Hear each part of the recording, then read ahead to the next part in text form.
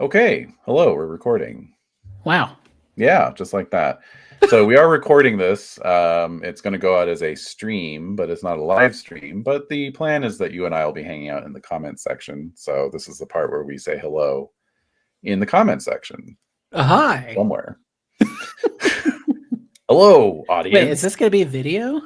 Yeah, Oh, well, yeah. I should have looked nicer. No, you look fine. Okay. Your house is clean. You're clean. That's really Yeah. all we can ask. Okay. I know you don't have like a bunch of LED lights in like magenta hues and I know. Yeah, I missed all what the what they bisexual call it, lighting. bisexual lighting. Yeah, that's it. It's brought to you by Diet Dr. Pepper, by the way. So Or uh, zero sugar Dr. Pepper. nice. We are broadcasting from New Mexico, the land of Dr. Pepper. Is it? It is. I I thought think it Texas was. consists. Well, Texas likes to take a lot of credit. They do. But no, it's just that I think consistently Dr. Pepper scores at the top of like favorite soda for New Mexicans. So Huh. No anyway, wonder I this is came the back. quality content that we like to bring. Yeah. So what the hell are we doing here, Kenny? I have no idea. I have vague ideas of what's going on. I ambushed you. Yeah, exactly. I could explain a little bit about what's going on, but you would do a better job. Okay. Well, this all started when you shockingly revealed to me that you had never played any iteration of D&D prior to 3rd edition.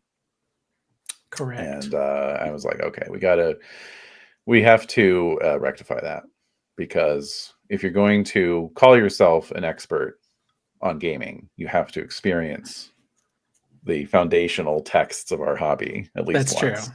right? The ancient texts. Yes, the sacred parchments. So ironically, I'm going to be running a flavor of D&D that I never personally experienced either. So it's going to be kind of a thing for both of us, just to sort of, I call it cultural anthropology, really. We're just sort of, it's like people who learn how to do stone napping so that they can understand how prehistoric Paleolithic peoples made, flint axes and arrowheads and that kind of thing, Speaking of which, there's an expert flint napper here in Albuquerque. In your very house, perhaps? I wish. But it's a dude at UNM, but he does flint napping classes like That's once right. every couple years. Yeah, I'd heard of him. Yeah, he's cool as shit. Nice. Well, if anyone's ever in Albuquerque and wants to sign up for a flint napping course, look up your local UNM catalog. Yeah, you want to fuck up your hands real bad. Yeah, if you want scars all over your fingers. It's almost like people died around age 30, and so it didn't matter as much. Sure. God, if only. Well, speaking of dying young, that's probably what's going to happen to your character today. Good. I'm going to do this whole spiel, and then we're going to make your character. It's going to take all of like 10 or 15 minutes, and then we'll just see how long you live. Okay, basically. Great. It is theoretically possible for you to survive this first session. I'm not going to be actively trying to kill your character. I'm just saying that the nature of early D&D is set to hostile. Right. So it was not about creating this like OC that you write fan fiction about and open a hipster bakery or whatever. I only say that because I know it irritates you. No, I mean this was D&D when it was just one step removed from wargaming, and so you don't get attached if you're playing Warhammer. You don't really get attached to your named characters. If they die, they die, right? You're more upset that like maybe you lost some victory points or whatever, but like you're not like, oh no, I don't know, Sigmar Jr. is dead or whatever. Damn, can't believe Abaddon died. It's gonna ruin my life, like. Blackleaf, no. Yeah, exactly. Right. Well, exactly. Right. That was Dangerous Dungeons was all about like, oh, but no, the players get too attached to their characters. It's not good. So I had to decide like what iteration of D&D we were going to play. Right. Mm-hmm. And what I ended up landing on was what is commonly referred to as the Holmes basic set, or sometimes the Blue book, or Blue basic set. So called because the box was this like hue of blue. Like it had art on it, but they put like this weird blue filter over it. Yeah, I'm looking at it now. Yeah. Cool art. David Sutherland art. I think I'm getting the name right. And yeah, so it is kind of an iconic cover for sure. And it's an interesting sort of like trivia footnote in the history of D&D. Although a lot of people a little older than me, like maybe in their mid 50s, they started with this because this was really when D&D was blowing up. Was around 1977. It was like breaking out of the like original wargamer circles that had made it, given it its first taste of success. And so Gary Gygax was busily writing Advanced Dungeons and Dragons at this time. And so meanwhile, this guy named J. Eric Holmes, who was, I believe, a child psychologist. No, I'm sorry. He was a professor of neurology. And so he, I think he just like on his own initiative contacted TSR and said, "Hey, I love your game. It's a mess. If you would like, I can apply my academic rigor to codifying this game a little bit so that it's more accessible." That's why I was thinking he was a child psychologist, because he wanted to make the game accessible to like the general audience, to younger, customers and that kind of thing. And so Gygax was like, yeah, sure, whatever. I'm over here. I'm hyper focus mode. I'm writing Advanced Dungeons and Dragons. The idea was to create this box set that was going to be like an introduction to the game, and then it covered levels 1 through 3 only. And then if you liked the game, you would go out and you would buy the AD&D hardbacks, and continue playing. But this is early days, so people hadn't quite figured out how to do marketing yet. They hadn't quite figured out how to do like, I don't know, integrated product launches and all that kind of stuff. So essentially what Holmes did is he took original D&D and he took all the supplements that had come out by that point, which I think were all of them, Greyhawk, Blackmoor, Eldritch Wizardry, Deities, Demigods, and Heroes, and he just sort of like distilled it down into a rule book, a 48-page rule book. And then, they put it in a box with an adventure module called Into the Unknown, or In Search of the Unknown, rather.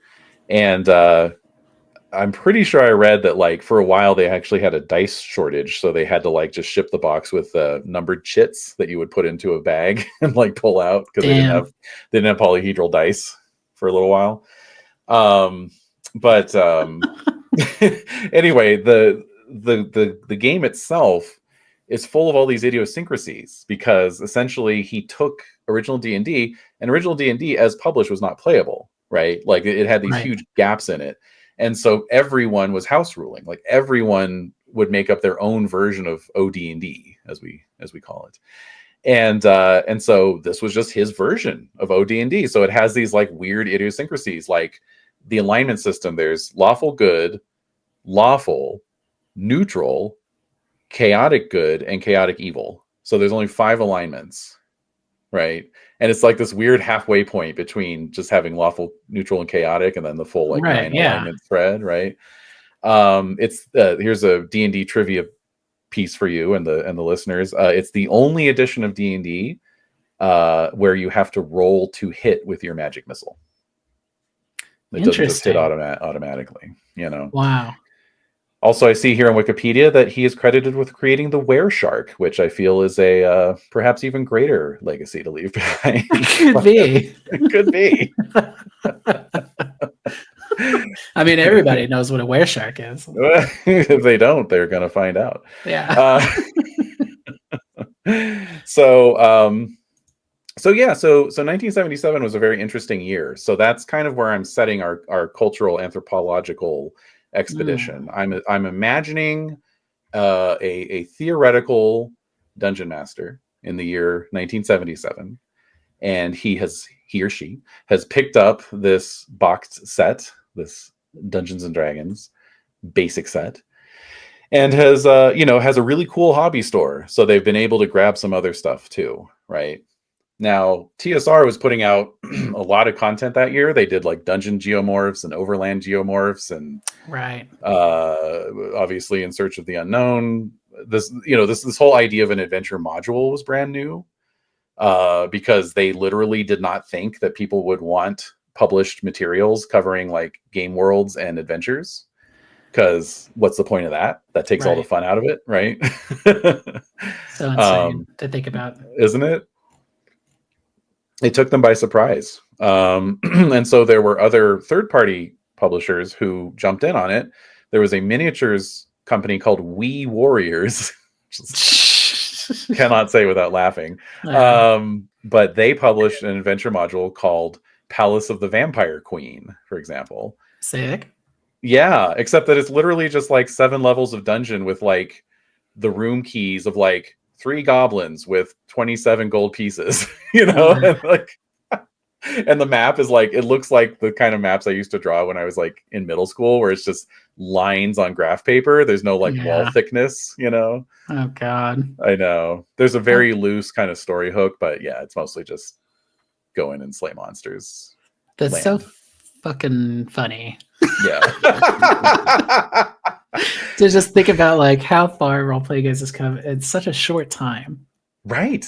It really is. And that's the thing that blows my mind is like, yeah, in 77 you had all these, so like a certain publisher who has gained a little bit of infamy in recent years, Judges Guild. Okay. This was the year they published City State of the Invincible Overlord. Right. Which was like, again, something that nobody had thought of, was like having like a mapped and keyed city that you could like adventure in. People were like blown away by that.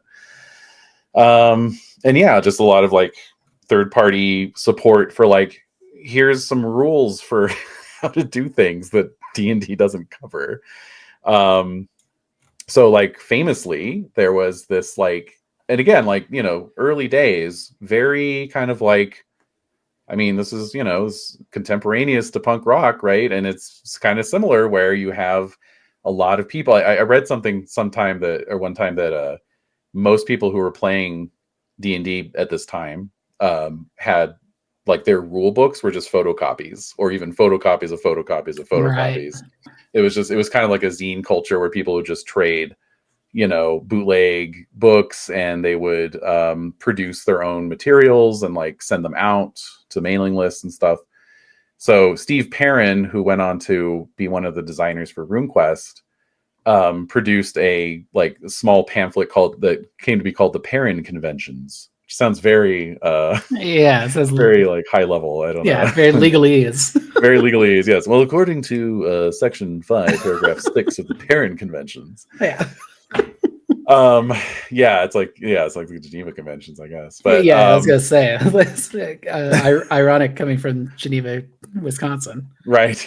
Well, no, Steve Perrin was from good old California, because that's the thing that happened, is that there was a seed planted over in California, because Greg Stafford was actually the first person to own a copy of original Dungeons and Dragons outside of Gary Gygax, because like a friend of his happened to be visiting the printer when they were like printing off the first run of boxes, and he's like, and Gygax is there supervising, and he's like, hey, my buddy Greg, he's a big war gamer, like, do you mind if I just buy a box from you right now? And Gygax's like, yeah, sure. So he buys the box, sends it to Greg. Greg becomes the first owner of original D&D. That's hilarious. But yeah, so there was like a seed planted in California of all places, while it was also growing in the Midwest. You had Californian gamers, and they're coming at it from this like totally different angle, right? They're not like Midwest war gamers. They're war gamers, but they just have a different, they're in the SCA, right? And yeah, they're like, right. They're a bunch of hippies, right? So, And so yeah, Steve Perrin was part of that circle, and he just wrote up some notes, and it's really basic stuff. It's like the kind of stuff like I'd heard about the Perrin conventions, and then when I finally read them, I'm like, that's it, you know, like. But it's stuff that D&D didn't cover. It's stuff like, how do you determine movement in combat?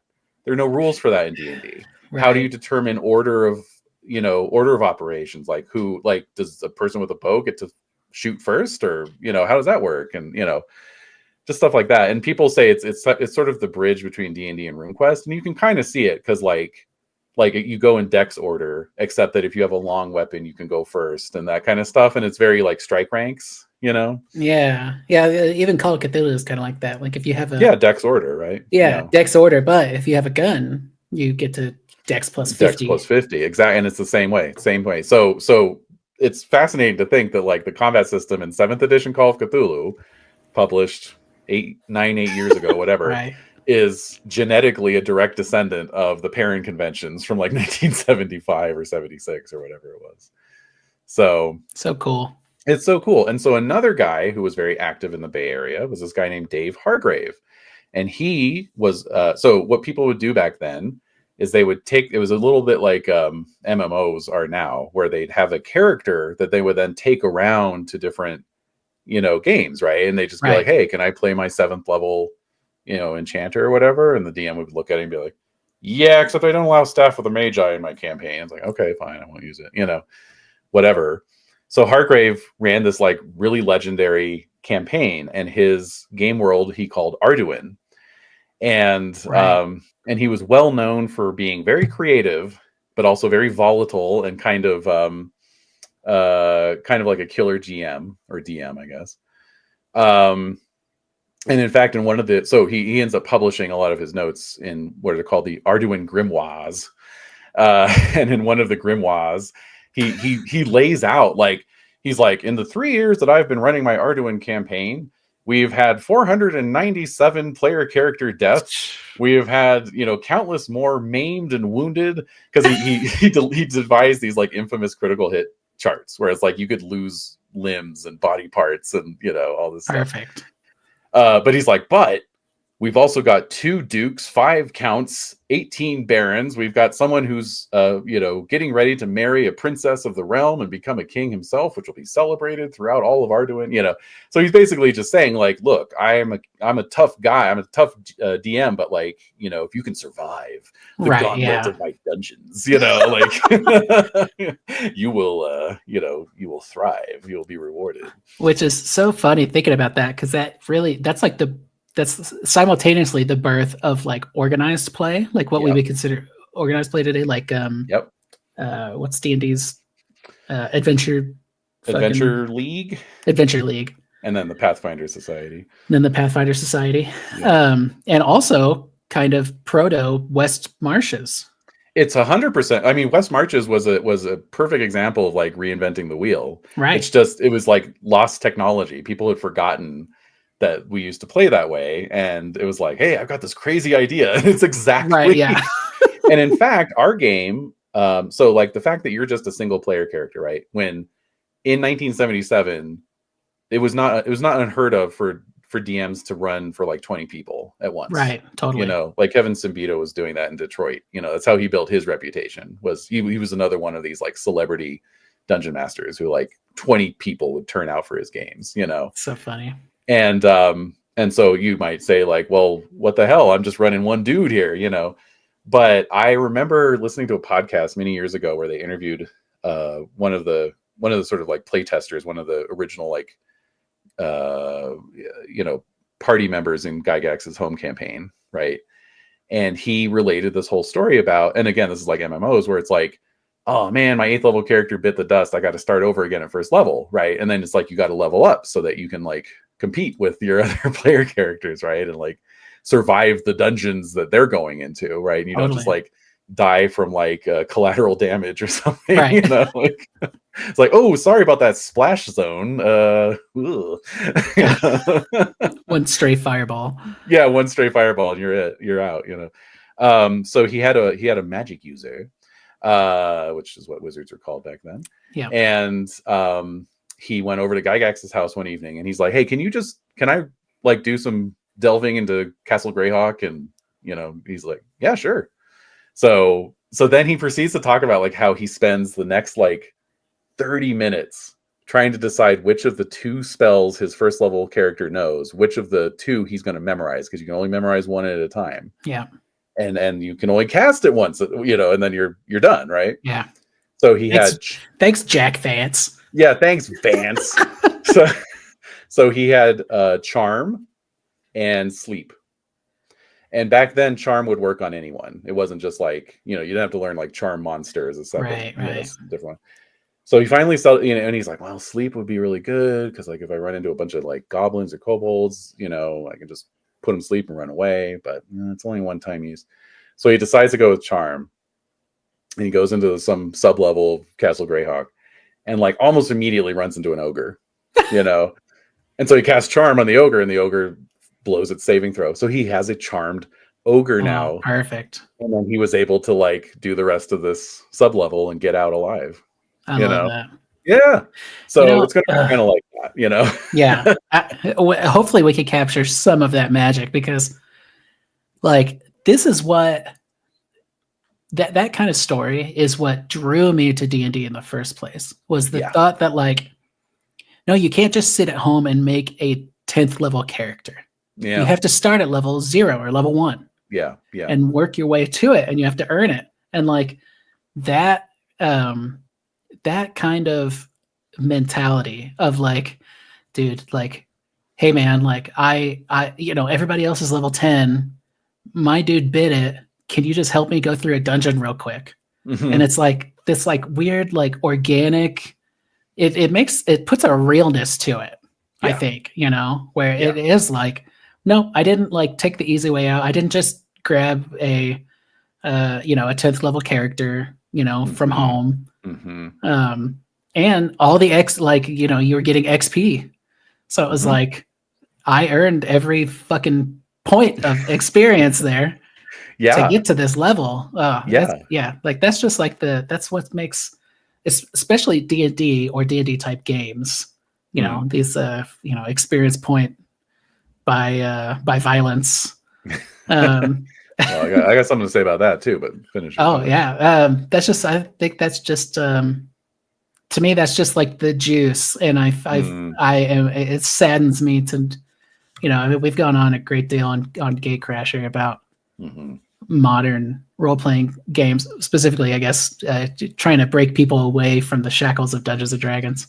Right. But like, knowing what it could be, which is like so cool, is so much fun, and like what people have turned it into, which the game doesn't do very well. Look what they took from us. Look what they took from us.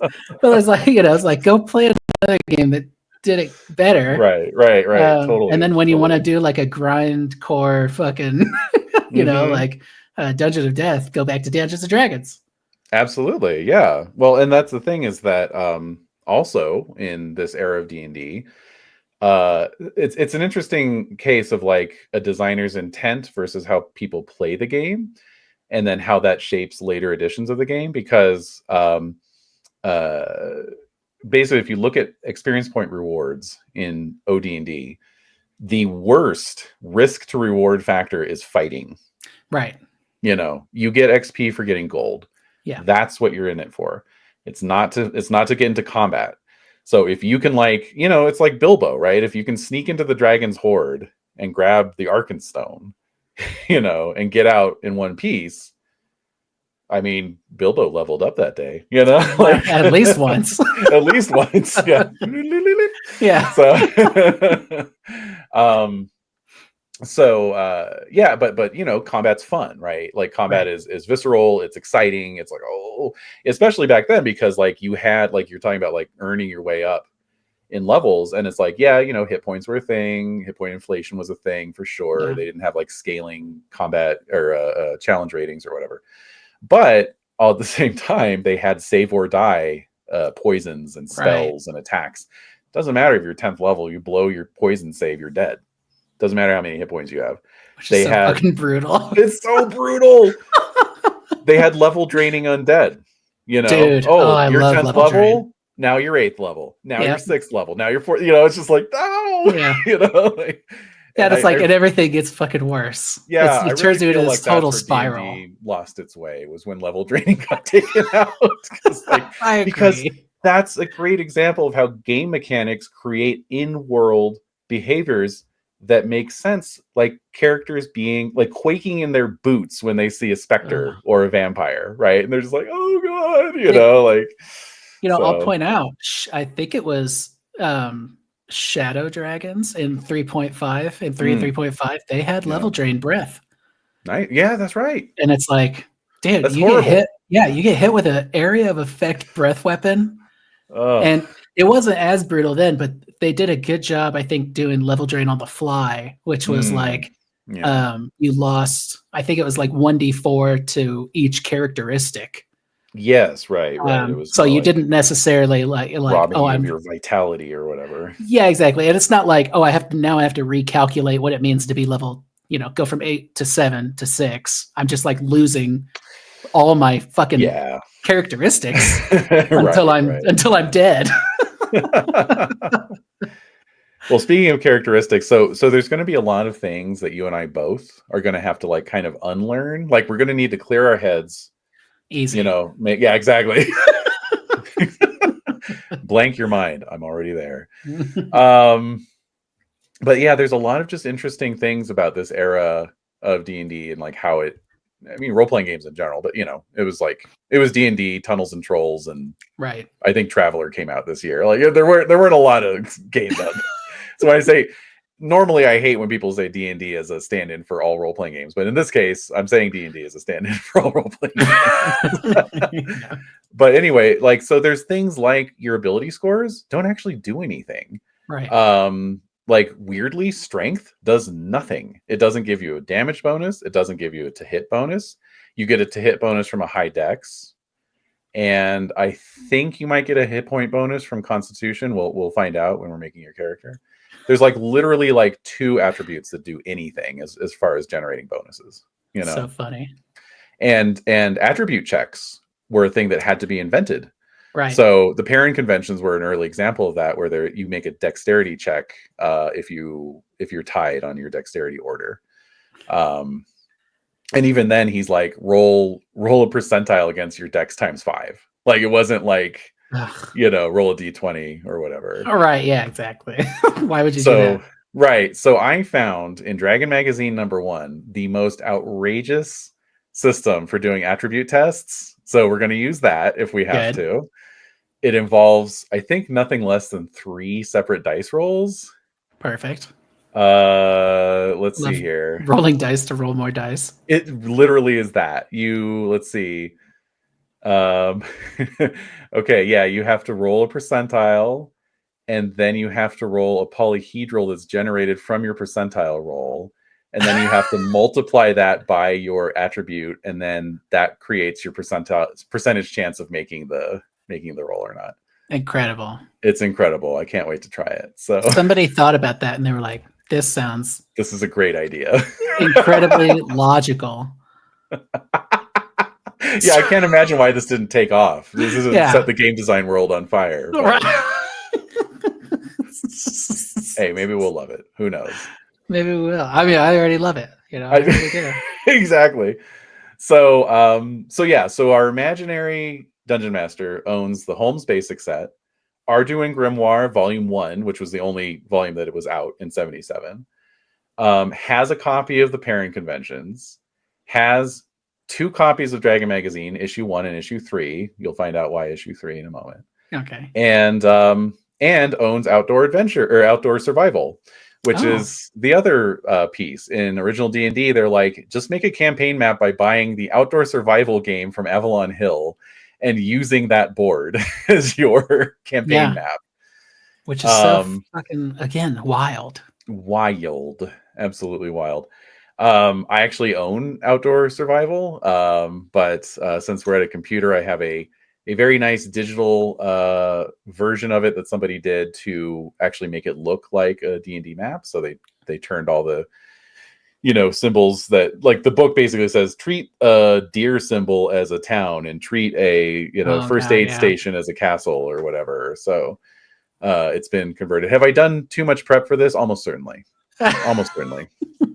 Almost. Well, it's hard to say, because honestly, even doing like way more prep than I probably needed to do, it's been something I've been able to do in my spare time. Like, making a character super fast, prepping a campaign really doesn't take that long. Like, RPGs, very simple in 1977. Like, simple in their execution, simple in their presentation. So we lost our way somewhere. I mean, look, I love a crunchy system as much as anybody. I love a nice thick rule book that I can sit down with and dive into. But there's this is where the whole OSR orthodoxy comes from in terms of rules light. This idea of like rules light design, shadow dark, and that kind of thing. Or even simpler, Morkborg, etc. Morkborg, Black Hack, like just real simple stuff.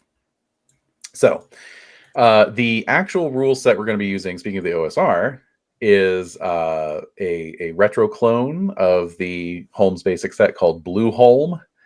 So therein lies the pun, right? And because I sent you the character sheet, you're like, what the hell is Blueholme? Yeah, Blueholme. Like, all will be revealed. Yeah. So this is for two reasons. One is that working with the original texts, as it were, can be challenging sometimes. Blueholme just consolidates everything, cleans it up, makes it look nice. Also, it presents a game that's actually playable beyond third level. Again, not that you're going to get there, right? But hey, and also this way we don't give WotC any money. So yeah, even better. I like the folks. Just judging from the text of Blueholme, it seems Michael Thomas is the author, and the folks behind the game seem like good folks. Dreamscape Design. So shout out to Dreamscape. Blueholme, you can pick up the Prentice version, I think, for free or for very, very little amount of money. And that is your levels 1 to 3 version, very basic. Then there's the Journeyman rules, which is hilariously spelled man with M-A-N-N-E. Yeah, I saw that. there's a real sense of humor throughout the writing. That's so I appreciate that. There's literally like they have some like free or cheap additional like supplements, I guess, and one of them has like some encounters and monsters and stuff, and there's a whole thing about the Goblin King, and there's an illustration of the Goblin King. He looks like David Bowie in Labyrinth. Yeah. That's what I like. That's what I like. Magnificent bastards. Okay. Oh, and of course the last thing is, why do we have Dragon Magazine number 3? Well, this is how this all took shape, is that I'd been thinking about doing something like this with you for like, I don't know, since like last summer. Yeah, when you shocked me with your revelation. But I couldn't really. I was like, I don't know, maybe we can just have Kenny roll up like 6 player characters and you can play them all at once. Yeah, like, DCC style. DCC style. I'm like, I don't know if that sounds very fun, but whatever. And then I don't know. I was just like, I was thinking about it again for some reason. I don't remember why. And so I was like looking through some of these early Dragon magazines to see if there's any inspiration. And Dragon Magazine number 3 has a bunch of subclasses. What do they call it? A plethora of obscure subclasses. The authors of D&D have asked me to stress that none of the following are to be considered official. I feel that the purpose of the Dragon, as it was known then, is to provide new ideas and variants, and have printed in the past and will probably print in the future things that I wouldn't let in my own campaign. A great deal of them are superfluous and better handled by the DM. Be that as it may, I would like to urge caution and discretion in allowing the proliferation of weird subclasses. All too often, they only make it harder for the DM and are often too powerful to use as player characters. I don't think that's going to be a problem with your guy, but we'll get there in a second. In the last TD, the Alchemist was intended to be recommended as a non-player character, as are many of these. Now, the Arduin Grimoire actually had something to say about having a proliferation of character classes, because this is an issue that has been dogging D&D since, the very beginning of the game, right? Like people just started making new classes, and, like, what are you going to do? Is it okay to have like the core 4 classes, or, like how do you approach that, right? Right, because what year is this? 77? 77. So Yeah. Thief Barbarian isn't out yet. Thief isn't. Thief is out. That was in Greyhawk. Barbarian may have been out. I feel like something came out in 79. Yeah. But I can't remember what. Yeah. And that's the thing, is that even D&D was introducing new classes, right? There was the assassin, there was the thief, there was the druid, ranger. So they were doing it themselves and then acting like, well, I don't know about, classes. Classic. I know. But so Arduin is well known for a lot of things, some of which we'll hopefully encounter in our games. But one of them is just introducing all these like outrageous new character classes.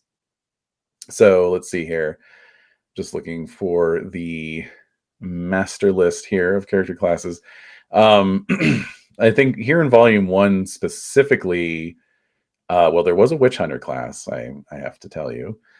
So I don't know. I know. Well, hey, maybe if we have a good time and you want to keep going after your current guy fights it, yeah, make a witch hunter. Okay. You're like, that's not happening. I don't know. I'll do anything to play a witch hunter. Don't ask me what I will do to play a witch hunter. Okay, so yeah, we had barbarians. Oh, and the barbarians in Arduin, another fun trivia fact, were actually the first barbarian class to have a rage special ability. Oh. Yes. I have to say, Arduin's a little bit like Jodorowsky's Dune in that you can really see like things that later D&D game designers just ripped off, basically, because they're like, that's cool. Classic. I'm taking that. Of course, they had an alchemist. They had a class called Medicine Man. They had psychics, and then, which was, that was a thing people were into. Singers and bards, paladins, witch hunters, ninja, of course, to go with your monks. Right. Assassins, rangers.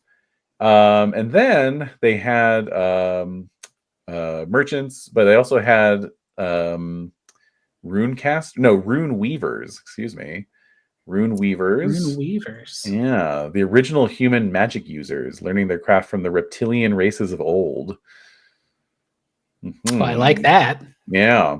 Then they also had a class called a techno, which was basically like 100% skeptics. What does it say here? They can figure out nearly any mechanical or technological item given enough time and resources. They're constantly dismembering dragons to see where the flamethrower was hidden or getting eaten. So it's so weird. I think there was a later Arduin that actually had stats for TIE fighters to throw up against your dragons and whatnot. So it's also kind of the spiritual forefather of Rifts in a lot of ways, All right, let's get down to it. All right, so I'm just going to read you. I'm going to read you this passage that Dave Hargrave wrote. The classical fantasy game almost always uses a Tolkienian type cast of characters to a greater or lesser extent. This is not in and of itself bad, but it does tend to limit the scope of a game if they are all that are in the game. The people who put out D&D have put much more than that into the game, but it has been my experience that most players are highly reluctant to utilize unconventional characters. So to all of you who always seem to use elven mages or white Anglo-Saxon Protestant paladins, this paragraph is this paragraph is dedicated. For you will never know the joys of, and then I have to bleep out the rest of that sentence because it gets really anti-Semitic. Oh, damn it. No, and then it goes on. No, you will never see your faint insect warrior leap 15 feet over the heads of your more mundane comrades to get at the giant spider, nor will you ever thrill to the sight of your centaur knight being followed through the passages of a dungeon by his Sancho Panza holding a whisk broom, dustpan, and large sack. Okay. Never. Okay. Never. I'll stick with elven mages. Thank you. Never will you hear the complaints of the Brownie Infantry Squad as they whine about that stupid half-ogre's Cheshire cat that keeps looking at them and licking his chops. And never is such a lonely word. Don't be lonely. Take a troll to lunch. That's such a boomerism. I know. Yeah. I could see that on a t-shirt from the era. Take a troll to lunch. The world is a small place, but is even smaller still in relationship to the myriad worlds of the entire alternate eternities. Ooh. Do not be a small player from a small world. Embrace the whole almanity and give the different types a chance. I think you will find that the world your game is in will become a lot more fun if you do. Okay. Yeah. What's almanity? There are so many typos in these books that it's entirely possible he meant to say alternity, or maybe almanity was his term for like the diversity, the Vulcan thing, infinite diversity and infinite combinations or whatever. Right. Arduin was the first RPG product to imagine a multiverse. So again, credit where it's due. Okay. Yeah. But anyway, speaking of that, that's why you're playing a jester. That's right. So yeah, I was sending you clippings from this article initially because there was a class called the Idiot, which is so it's just so insane.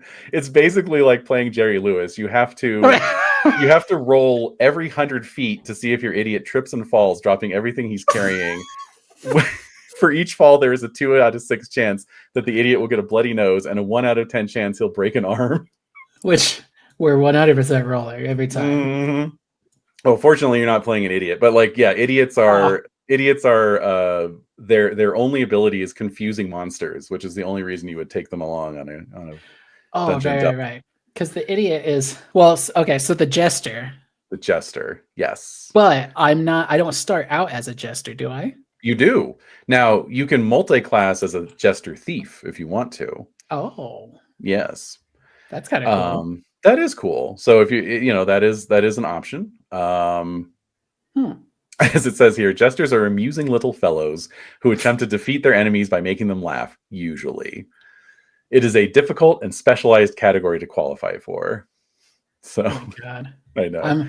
I'm probably the worst person to play. Like, there's so many better people who would do a good job playing this class than I would. I don't know, because you get your jokes. This was one of the things I loved about it. Your jokes function like spells. So you have first level jokes, second level jokes, third level jokes, etc.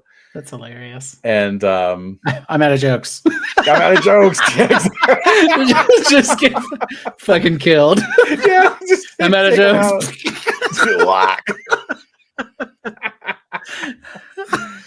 Oh my God. Okay, so let's see. Oh, and then the other thing we liked was that you have special jester weapons like smelly socks, acid squirting flowers, swinging a pillow, laughing gas balls, thrown pies, tomatoes or rotten fruit. So it sounds so outrageous that we just had to give it a shot. So I love the idea. Yes. I mean, I'm gonna try to play it like Naked Gun style. There you go. You could just be the Frank Drebin of jesters, right? The Frank Drebin of Arduin. Well, is this Arduin? I don't know. Oh. Yeah, we're just. I'll describe where we're starting out. Once you've made your character, but yeah, we're gonna have our little setting going here. So you've got your character sheet in front of you. I do. Okay. Now I do. No, I did. All right. So now here's the thing. The jester has a, like it says, it has a very high bar to clear, which is, hilarious, right? Because it's sort of like this character who is known for throwing pies and casting jokes as spells. You have to have 2 scores of 15 or better, which, considering that attribute generation is 3d6 in order, good luck. Yeah, but what we're going to do is essentially I'll just have you roll down the line. If you're under one of the qualifying scores, you can just bump it to the minimum. Okay, fair. So you'll notice right away that abilities go in a slightly different order. It goes strength, intelligence, wisdom, constitution, dexterity, and charisma. Right. So go ahead and roll 3d6 in order. and let's find out what kind of character we're dealing with here. All right. Well, I got a 12 in strength. Not bad. I got a 9 in intelligence. Bump that to 15. Oh boy. I got a 12 in wisdom. Okay. I got a 7 in constitution. Oh God. Okay. I got a 9 in dexterity. Bump that to 15. Okay, and I got a 12 in charisma. Bump that down to 6. 6. The authors seem to think that jesters are not charismatic, which is kind of funny to me. But bizarre, yeah. Yeah, because it's like that's sort of what they do. It's what they're known for, actually. Yeah, that's what they're known for, actually. They're known for their ability to insult, kings and aristocrats straight to their face and not get like drawn and quartered. Right. Yeah. Okay. Interesting. Yeah. 6 charisma. Okay. Yeah. You did a good job there. Yeah. Good job. Okay. So next step is to choose, as Blueholme calls it, your species. Okay. And so what it says here, shout out, exactly. What it says here now, level limits. Are you familiar with level limits? Yes. Oh, yeah. In regards to non-human characters, yeah. Right. Well, although in this case, it's even in regards to human characters. Oh. The unlimited progression for jesters is, and this is apologies in advance for the insensitivity of this. Dwarves are unlimited in their advancement for the jester class. I see. It says specifically, quote, I'm quoting here, because of their stunted height. Oh, no. Yeah. Well, hobbits, they were still known as hobbits in Dragon Magazine number 3, are limited to 10th level advancement. Elves can only go to 6th level, parentheses, village idiot. Men can reach only 5th level, parentheses, fool. And other types can reach but 4th level, comics. Oh, I guess that's what I was talking about earlier. Like maybe I start as jester, but as I level, my class name changes. Yeah. So this is level titles, which is something that D&D lost by the time 2nd edition came out. Basically, 2nd edition got rid of level titles, and it's one of those things like alignment languages. Do you know about alignment languages? Yeah. Okay, so like alignment languages for the listeners or for the viewers are this idea that like if you're lawful, you speak lawful in addition to common and whatever other languages. And so only other lawful creatures can understand your alignment tongue, but it's very limited. You can only, like convey very simple ideas, right? Yeah. So, and people are like, what the hell? Like what what is, where is that from? We don't even know what that, like what story did you get that from? If I had to guess, yeah, I would say it would probably be a mixture of various like religions, like if you're Catholic, you might say something to a Catholic person that they would get, or being a Freemason, like I can have a whole conversation with somebody, a coded conversation with another Mason, and like people around us won't understand anything. It's funny you mentioned that. Now, and the religious like people are like, well, maybe it's like Latin or maybe it's like Sanskrit or whatever. Except that if your alignment changes, you forget your alignment language, which is equally bizarre, right? But it could be something like a fraternal order or something like that, because level titles sound a lot like those sorts of things too. Right? Yeah. You're level 1 jester, so you are called a giggler. You are a giggler. Oh boy. A level 2 jester is called a jokester, then an amuser, a comic, a fool, a village idiot. Finally, by 7th level, you are a jester. And then at 8th level, you're a court jester, and you are, continue on to be a court jester in perpetuity, right? Okay. Now, I actually listened to a 90-minute... When I say I might have over-prepared for this, I actually listened to a 90-minute podcast episode about level titles earlier this week, because I've always been curious. And he makes that very assertion, which is because level titles are something that's supposed to exist in world. You might be like, I am Jeffrey the jokester or whatever, and people would be like, because people don't say, oh, he's 2nd level. but if you're calling yourself a jokester, people would understand that the way we as a player would understand that that's a second level character. And so, but then the podcaster suggested, hey, maybe even the level numbers exist in world, because you would say I'm a rank 3 Mason or whatever, Sure. So, Third degree, right? So hey, and that got me thinking, like, whoa, maybe every character class is like its own order. And so, like, sure, there's warriors running around, but I'm a member of the benevolent order of fighters or whatever, Right. and then that explains alignment language, because the benevolent order of fighters might be a lawful fighters guild, and then the cheeky bastards or whatever would be your chaotic fighter guild, and I'm like, ooh, world building. Like, yeah, totally. Yeah, I love that idea. Yeah, let's pocket that. Let's pocket that, exactly. Okay, so that's level titles, just FYI. Okay, good. So we're back to species. Dwarves are unlimited. Again, none of this is going to matter because you are going to die. But yeah. if you were creating this character with good faith, would the level limits influence your decision on species? I'm going to let the level influence me. Funny enough, what I'm having a harder time with separating the influence from is by biases towards humans. Sure. Yeah. Like, I just want to play a human. Right. But so but I can be human, elf, dwarf, hobbit, yeah. halfling.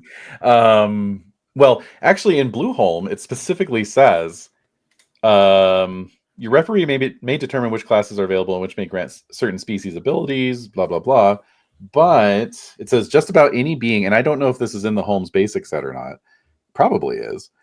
Just about any being detailed in Part 6 creatures is suitable for use as a player character with a little work by the referee, provided it is roughly aligned with the rest of the party in terms of power. For this reason, it is usually easiest to stick with humans or human-like creatures.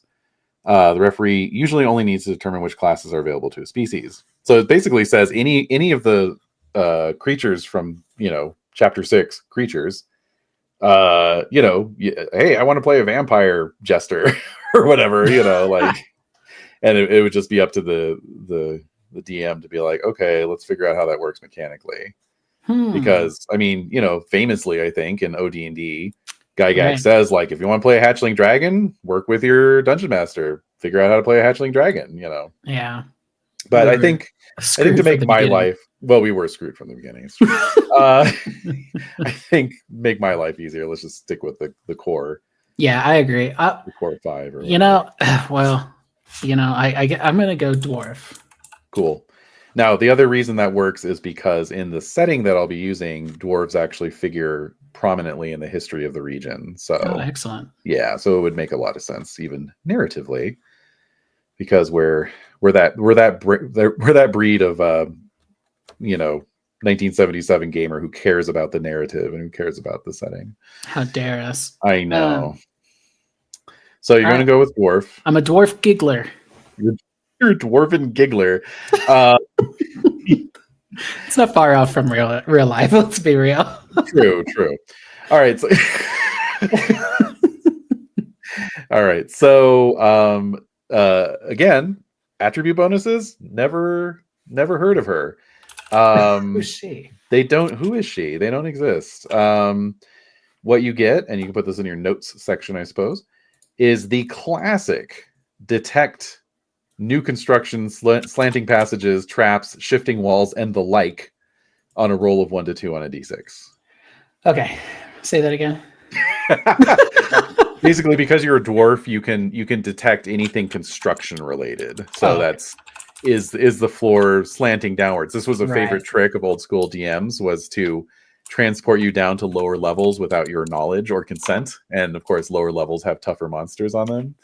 And it's like, the passageway was slanting ever so slightly for the last 80 feet, It's such adversarial. Yeah, exactly. Well, and again, it's sort of like, hey, I'm just putting this here to give you a challenge. And if you can like oh, you've got a dwarf. Cool.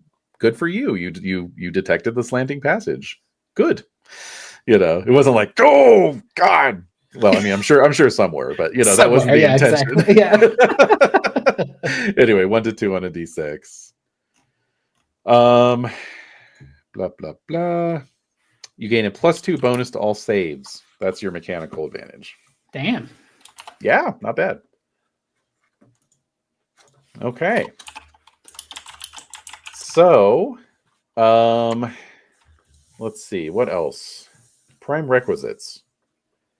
It has the alternate ability score generation. That's cool. 2d6 + 6 in order for each ability. That's generous. That's real generous. Or distribute scores among abilities to taste. Sure. Anyway, actually, you know what? Let's circle back. Let's why don't you roll intelligence and dexterity on 2d6 + 6? Okay, and intelligence gives me 15. Okay, great. And then dex Uh-huh. is 12. So it still had to be bumped bump up it to 15. Okay. Well, I wanted to give you a shot at it slightly higher, but can't change the past. Can't change the past. Okay, so prime requisites. What is a prime requisite, you ask? David, what's a prime requisite? So the idea was that classes did not have, like in later versions of D&D, you had, like what we just did, right? You had to have certain minima, if you will, for your ability scores, right? So like, I know in 2nd edition it was like fighters have to have a strength of 9, magic users have to have an intelligence of 9. In early D&D, you didn't have any of those restrictions. If you want to play a fighter with a strength of 5, knock yourself out, probably literally, right? However, you have something called a prime requisite. So for a fighter, it's strength. Now, if I played a strength 5 fighter, I'm going to take a -20% penalty on all of my experience points. So I'm going to level a lot slower than my stronger brethren, right? Yeah. So because you have 15s in both of your prime requisite categories, you get a +10% to your experience point. Wow. Acquisition. Yeah. You're going to keep track of that. Yeah. I'll remind you every once in a while. Okay. All right. So here are our modifiers. Okay, so I was wrong. There's actually four ability scores that the level of your ability score matters. Okay. It's just that only 2 of them actually give like dice bonuses, and the other 2 are like other things. So you have an intelligence score of 15. This means you can speak your native language, so Dwarven. Okay. You can speak the common tongue of the realm. and you don't have to pick these out, but you can speak 5 other languages. Oh my God. Seems very generous. That's insane. 5 languages. 7 languages. 7 total. languages. That's insane. All right. Yeah, I'll just put the first 5 characters that I encounter that speak languages that I don't. I speak their language. Yeah. Of course, in true old school fashion, I should force you to choose your languages now that it's not convenient to you. It's just like, oh, I chose Elven and I just met an elf. This is great, so. Okay, I'm gonna speak Elvish. Is ogre a language? Sure. Okay. Yeah, I think every creature has their own language. I think that's how it's supposed to work. Ogrish, yeah. I will say in this setting, goblins are a thing. Goblins are an issue, and orcs are always around as well. Yeah, I wrote down orcish. Dwarven, common, elvish, ogrish, orcish, goblin. How many more? 2? 1, 2, 3, 4, 5, 6. One more. Okay. I mean, there's the Fraint, which is kind of a iconic Arduin character. They basically, again, speaking of ripoffs, it's the Thri-kreen, except bipedal instead of right. But they're basically the Thri-kreen. So that's fine. What do they speak? Fraintish. Fraint. Fraint. Phraint.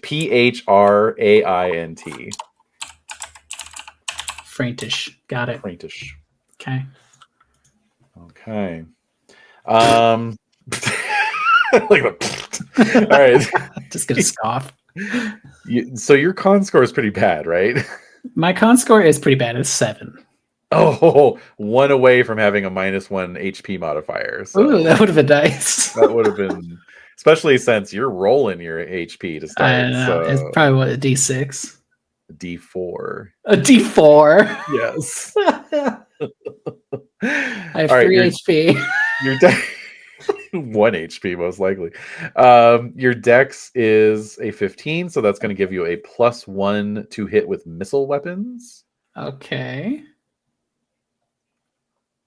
Like throwing pies, for example. Oh, yeah. And your charisma determines the maximum number of followers you will be able to inspire and command as a leader. With a charisma of 6, you can have 2 followers. Hey. Which I'm surprised you can have any, frankly. I know, yeah. Okay, so now's the part where you decide if you want to do a multi-class Jester Thief or just stick with the Jester. Oh, man. What do you think? It's up to you, man. Damn it. Let's see here.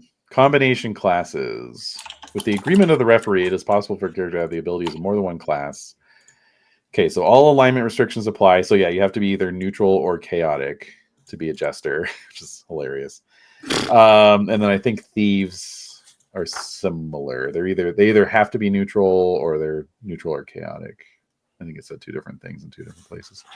The most severe armor restrictions apply. The most favorable weapon restrictions apply. Roll hit die for all classes and divide the score by the number of classes. So thieves are also a D4. So basically you'd be rolling 2D4 divided by 2. Mm-hmm. All prerequisites apply. That's not a problem. Thieves are dexterity. Okay, experience points. Add all the experience point requirements for each class together. Period. Period. Oh, right. Yeah, because you have to level up each one at the same time. Yes. And then attack rolls and saving throws, it's whichever is most favorable. Okay. Of course, you would get all the thief abilities too. All right, I'm going to be a thief too. A dwarven thief jester. I love it. Hell yeah. Giggler. Giggler. Yeah, I know. Or if you want to pronounce it like Gili, it's the Giler. Giler. True. Yeah. Think about it. I will not think about it. I will not. Okay. I refuse. I refuse to think about it. All right. So as a thief, you can backstab. Sick. Thieves are adept at striking with deadly accuracy from behind, making a melee attack with a +4 bonus to hit. If the attack hits, the weapon damage is multiplied. Depending on your level, at level 1, it's ×2. Okay.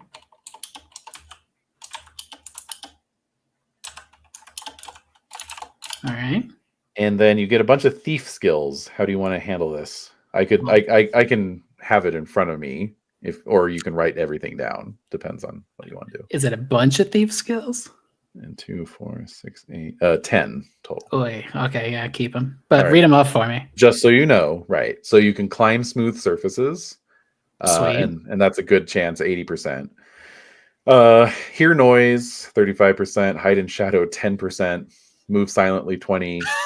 Open lock, 15. Pickpocket, 20. Read language, 35. Not bad. Read scroll of 5% or less. Remove trap of 10. Oh, brutal. God damn. Or use wand, 5%. I'm a bad thief. All level 1 thieves are equally bad. And yeah. I'm thinking, this is like building on my backstory. Like I was a bad thief, dwarf thief. Oh, okay. Caught by the law, and they saw that I was a dwarf. They knew I made the best gigglers. You were condemned to jesterhood. Condemned to jesterhood. To jestry. Jestry, yes. I sentenced you to 10 years of jestry. And now here I am. Something happened to the king or queen, and I'm out. Okay. Yes, we will discover.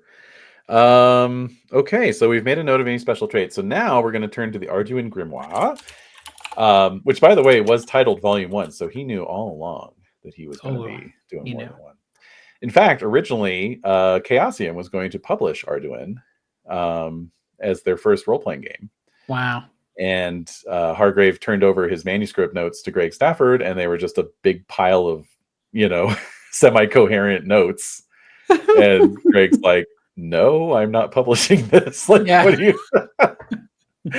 And so there's actually a spell. There's a bunch of new spells, of course. So there's a spell called Stafford's Star Bridge, which is the wizard can create a magical bridge for anyone to walk over, but can revoke at any time the solid nature of the bridge so that the person falls through. That's hilarious. So, yeah. What a great way to shit talk. Salty as hell. Yeah. Okay.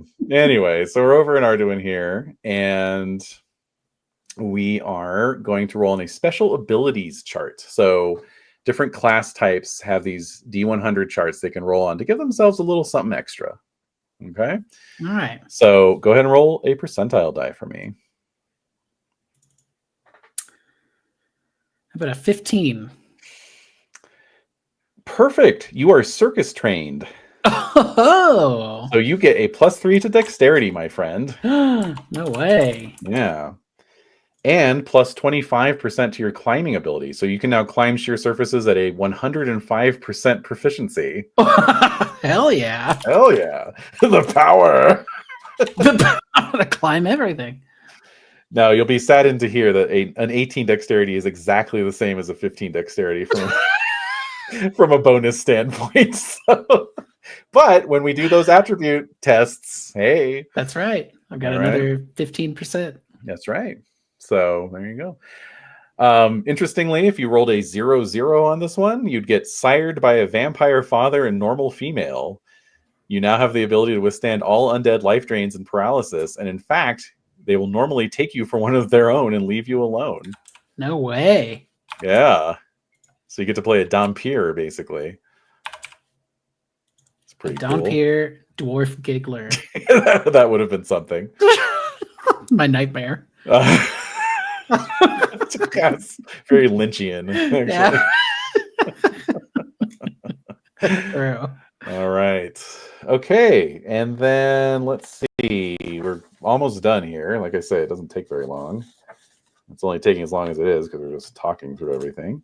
True. Okay. So alignment. So yeah, you have to do either neutral, chaotic good, or chaotic evil. I just got to do neutral. Neutral sounds good. Don't let Kevin Sambita know. There are no neutral alignments. Oh, you know what? Never mind. I'll be neutral. Yeah? Okay. Oh, okay. I was gonna say chaotic good, but the thief knocked me down. Oh, right. Okay. Oh, this is interesting. So if you choose a different species, it might affect your starting hit dice. Okay. So a normal dwarf has a D8 hit die. So, you're still rolling D4. Sorry. Damn. I know. God damn it. Like, damn, dwarves are robust. Yeah. See, if you'd had a D12 hit die creature as a thief, you would have rolled D8 for your hit points. But anyway. What's interesting, David, is that there's no spot for HP on my character sheet. Sure there is. Oh, wait, there it is. The thing labeled hit points. Yes. So roll 2d4 divided by 2. Let's find out what you're working with here. No pressure. 2d4 divided by 2. Mm-hmm. I have 2 hit points. Nice. Very cool. Very cool. So cool. I'm gonna get hit once. You got to be clever, man. You gotta use your wits. Use your wits to survive. I'm climbing, baby. You gotta climb away from everything. Just keep climbing. Yeah. The first thing that finds me is gonna be a giant spider. I'm gonna be fucked. Okay, so I can't climb away from this. Yeah. All right. So FYI, XP to next level as a combination jester thief, 3,200, or specifically 3,201. Oh, well, because you have 1 experience point.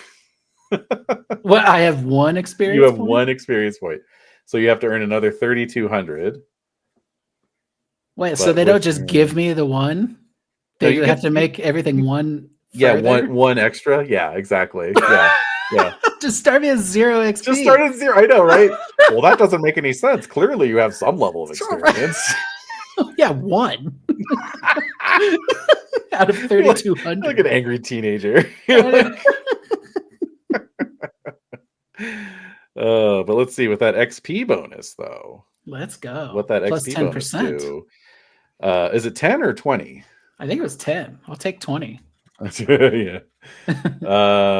Just 10. You're right. Okay. Right. Why did I think 20? All right, so 30. I have an extra 20 on my that's right. climb, I think, or 25 or something. Right. So technically, you only have to earn 2,880 experience points. Wow, quick math. Yeah. It's called a calculator. Get into it. Okay, so now we're on to equipment. Let's go. Roll 3d6 times 10 to determine your starting gold. 120 gold. Well, not bad. Yeah. All right. So as a jester, actually, you use the most beneficial weapon selection. Right. So thieves actually can use any weapon. So what would you like? What kind of weapon are you envisioning for your guy?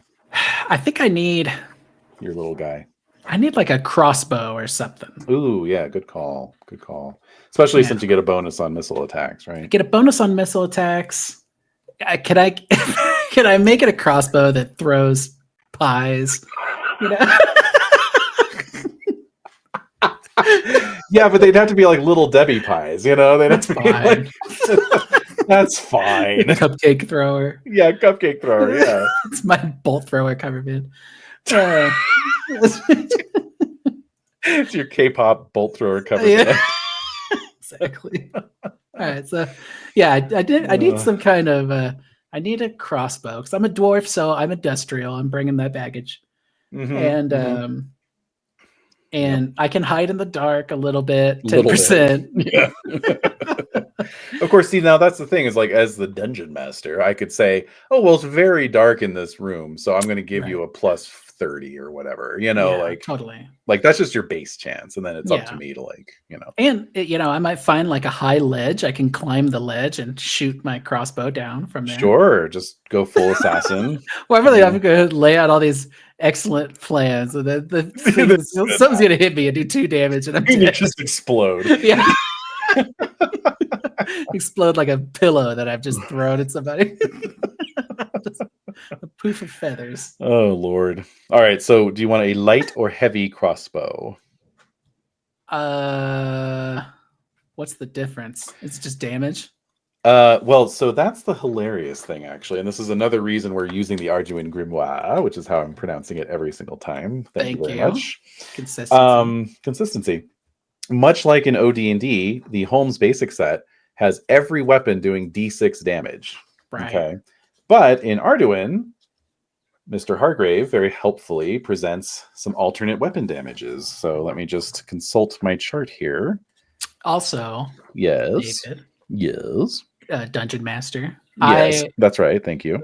I backstab with a crossbow? Oh, see, now this is something I actually made a ruling on a long time ago because I actually was running AD&D and had a character who wanted to do that, and I said yes. That sounds awesome. So, okay, backstabbing with the crossbow is perfectly fine by me. Good. Okay, damage. Yes. So he has it divided up by the number of hit dice of the creature that you were targeting, which is interesting. Whoa. So, against a typical normal innocent man, you would be man. Heavy crossbow and light crossbow both do the same amount of damage, which is 1d10. It's not until you get to 4 to 6 hit dice that it starts to spread out a bit more, as the damage for a light crossbow goes down and the damage for a heavy crossbow goes up and then sort of levels out and then goes down again. Weird. Yeah, if you're targeting a creature with 30 hit dice, which why would you be doing that? Yeah. A heavy crossbow only does 1d6 and a light crossbow does 1d5. Come on. I'm not kidding. Anyway, so yeah, they both do 1d10. And That's it.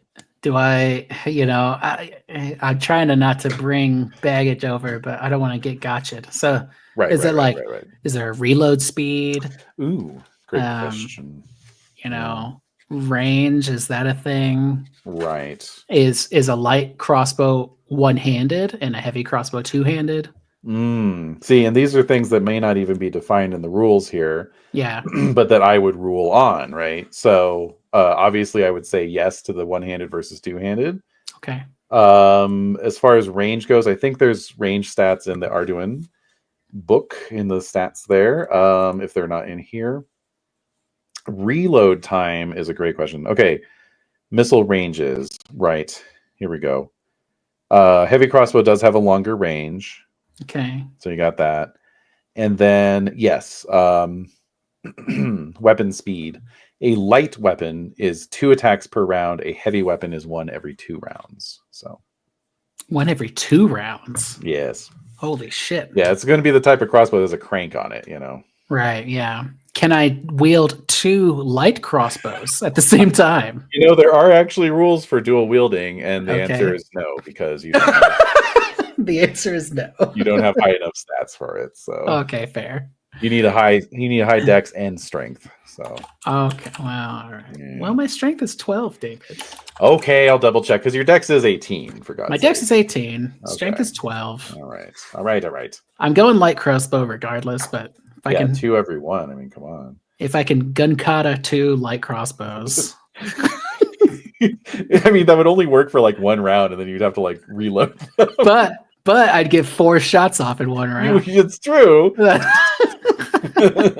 Zip, zip, zip, zip. It's a hell of a round. That is a hell of a round. I mean, that is laying down the damage. And they're D6 each? D10. D10. So potential 40 damage. See, this is what makes Arduin cool. Yeah, that's true. I like the idea of this. My giggler doing 40 damage and pies. I know, right? The pies. Oh, I know I saw something about wielding multiple weapons, but anyway, we will carry on. Yeah, we can get back to that. But if you want to buy 2 light crossbows, just so you know, they're 15 apiece. Okay. A case for your quarrels is 5, and then 30 quarrels is 5 as well. So $40. Yes. For 2. Yes, 40. Should I double up on bolts and all that? Quarrels? What are they called? Quarrels. You would need two cases for more than 30. So I'm down to 75 gold. Okay. Light crossbow times 2.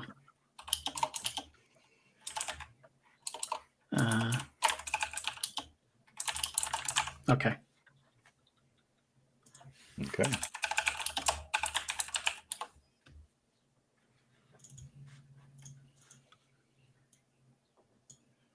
All right. What else? What else would you like to buy? I guess I need some armor. Yes. So as a thief, actually, you have to go with the worst one for armor. The worst. So let's see. Probably Adjuster. Giggler. Adjuster. Oh, that's hilarious. So just so you know, a smelly sock, which can be swung or thrown, or dirty underwear, which can be thrown or swung, counts as a magic weapon for the purposes of harming creatures that can only be harmed by magic. That's hilarious. Do I just have these things? Do I have to buy smelly underwear? No. Obviously, you just don't change your underwear, and so I just generate you're good. Infinite stinky underwear. Yes, exactly. Let's see. What did we stinky underwear glitch? That's a real hack. Yeah. Jesters are not allowed to wear any armor. Okay, so no armor. Yeah. Fuck it. I'm saving money. You are. I'm already saving money. I'm already saving money. It's working. You want any hand weapons? You can start with a jester stick, which counts as a morning star. I will get a jester stick. Okay. Apparently, I'm just going to say that's free. It doesn't have a cost attached to it. So. Okay, good. Yeah, you would think my masters would give me this. My masters. Yes. Okay, I think that's probably it. Do I need rations or anything? I mean, honestly, the way we're going to start this out, you probably won't get an opportunity to have anything like that. So you have a sad little stash of gold that, one day you're going to use to, I don't know, go to Hollywood or whatever. And, Sure. And yeah. So anyway, okay. Special attacks. Yeah. Man, it is driving me nuts. I know I saw something about multiple attacks, but I just can't find it right now. Well, let me ask. Yeah. What is I need my move, my AC, and then I need to generate like my to hit scores. Correct. Also your saving throws. Yes. So your move is determined by your species. And I just look in the creature section here. Your move is 25 feet. Okay. Your attack matrix is very simple. It is basically at the topmost one, AC 9. You're going to put a 10. Okay. And then you're just going to go up by 1 each space under that. So okay. Eventually it should be 19 to hit armor class 0, I think. Yeah. Okay. And then so that's what I have to roll to hit that armor class. Right. And if I'm using my light crossbows, I get a +1. You get a +1. Yeah. And if I'm backstabbing, I get a +4. Yeah, so +5 total if you're +5. Sniping. Yeah. Fuck yeah. Okay. All right. So jesters have a custom saving throw. Good. Table. Let's see.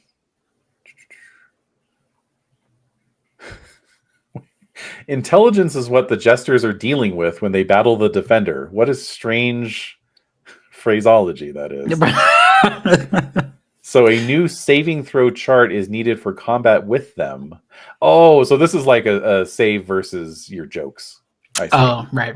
The level of the man battling with the jester is inconsequential when rolling saving throws. Intelligence is the only factor. Oh, so it's their intelligence. Interesting. That's kind of fun. I like that. Gives me some hope, actually. Yeah. Now, sadly, you don't get any jokes at level 1. Oh, so, what the hell? I know. So once you become a jokester, you appropriately enough, you'll get 1 joke. That's dangerously close to real life. It's I mean, God, all these old school systems are just so like parsimonious. They're just like, yeah. I guess you can have one cool thing. Guess you can have the one thing after earning built around 3,200 XP, you bastard. Like, wow. My one joke is the whole time is gonna be like, that's what she said. That would either be the giggle spell or level 1 pun. Pun causes attacker to pause and say, "What?" And that's when I backstab him with my crossbow. Exactly. Last for 1 turn. Victims may not attack in that turn. Oh, that's hilarious. Great. Okay, I think. Oh yeah, let's get your saving throws in then. So thieves. All right, breath weapon is 16. 16. So that's going to be 18 with my +2. Other way around, actually. Oh, 16. So, 14. So you can just put it in that way if you want. Yeah, it's that number or higher. Wand or touch is 12, so it'd be 10. Okay. Gaze is 14, so that's 12. All right. Ray or poison is 11, so that's a 9. Not bad. Nice. And spell or staff is a 15, so a 13. Okay. I had a plus sign to all these, so I know. Right. I'm not like, ooh. Yeah. Oh, I forgot to do the +2. Yeah, exactly. Again, you're assuming you're going to survive long enough to forget that you put that. Long enough to forget. Yeah, I do only have 2 hit points. Oh my god. No, honestly, if you can make it to level 2, you need a sash or a medal for that. I feel like if I make it to level 2, this is becoming a weekly gaming occurrence. Hell yeah, it is. I'm just gonna keep playing until I die. That's right.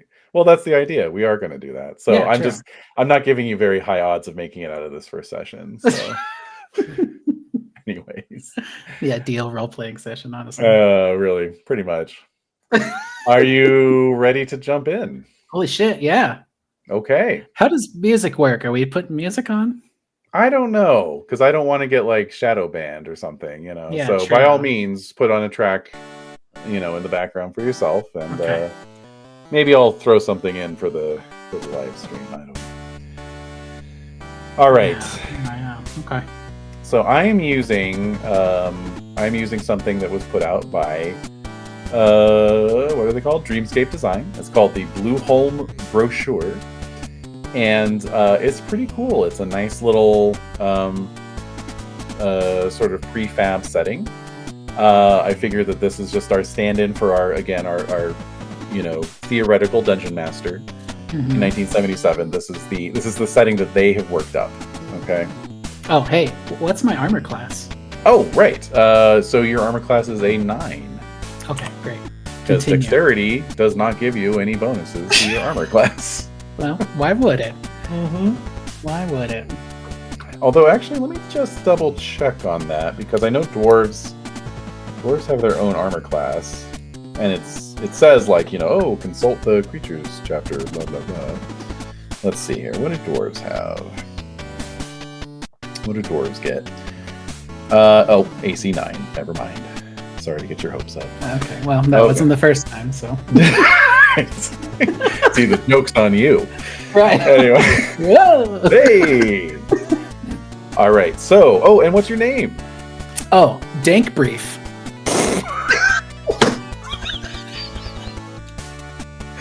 Joke's on me. All right. which Dank Brief, which works particularly well. Yes. But my last name is Near, which is NR, and it is an anagram of Frank Drabin. Nice. Yeah. Dank Brief Near. Okay. Yeah. That sounds very like Norse dwarfish. Yeah.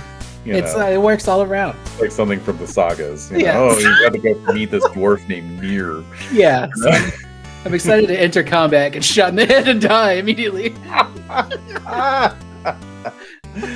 All right, so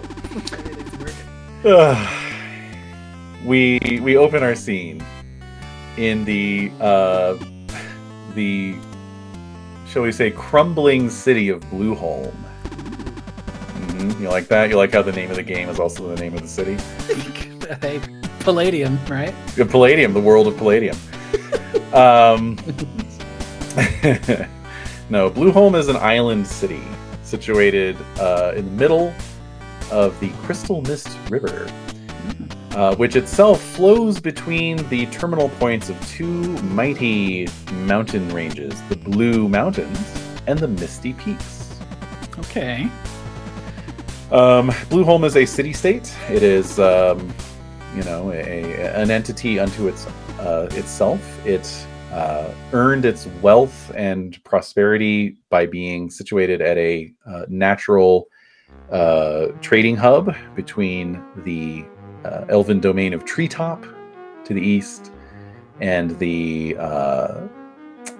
kingdoms of Orvekos to the north and Zimrilas to the south. South of Blueholme is the Delving Wood, which was once home to many wood elves, but has now been displaced by the Goblin King and his goblins. Oh my god, yes. Hell yeah. Get me there. Oh, yes. And Blueholme itself, just think of Manhattan. It's kind of a very long, sort of, foot-shaped or cigar-shaped island. Okay. It is entirely built of stone. It was originally the primary trading good was bluestone, mined from the Blue Mountains by the allied dwarves of the Blue Mountains. Originally, the city was founded when a dragon was killed on this site, and so it, sort of in gratitude, the dwarves establish a trading relationship with the people of Blueholme. Mm. But the dwarves have not traded with Blueholme for many a generation now, and it shows. The city is going to seed. 2 out of every 3 buildings in the city are unoccupied. It is a city entirely of stone, as I said, where the ground level streets are almost in perpetual shadow from the tall, crumbling stone buildings on either side. Even the shingles on the buildings in Blueholme are made of stone. So, wow. Mm-hmm. And not only are they perpetually wreathed in shadow, but you're sort of slogging through about half foot of muck, because there's really no decent sewer system to be, of course not, spoken for.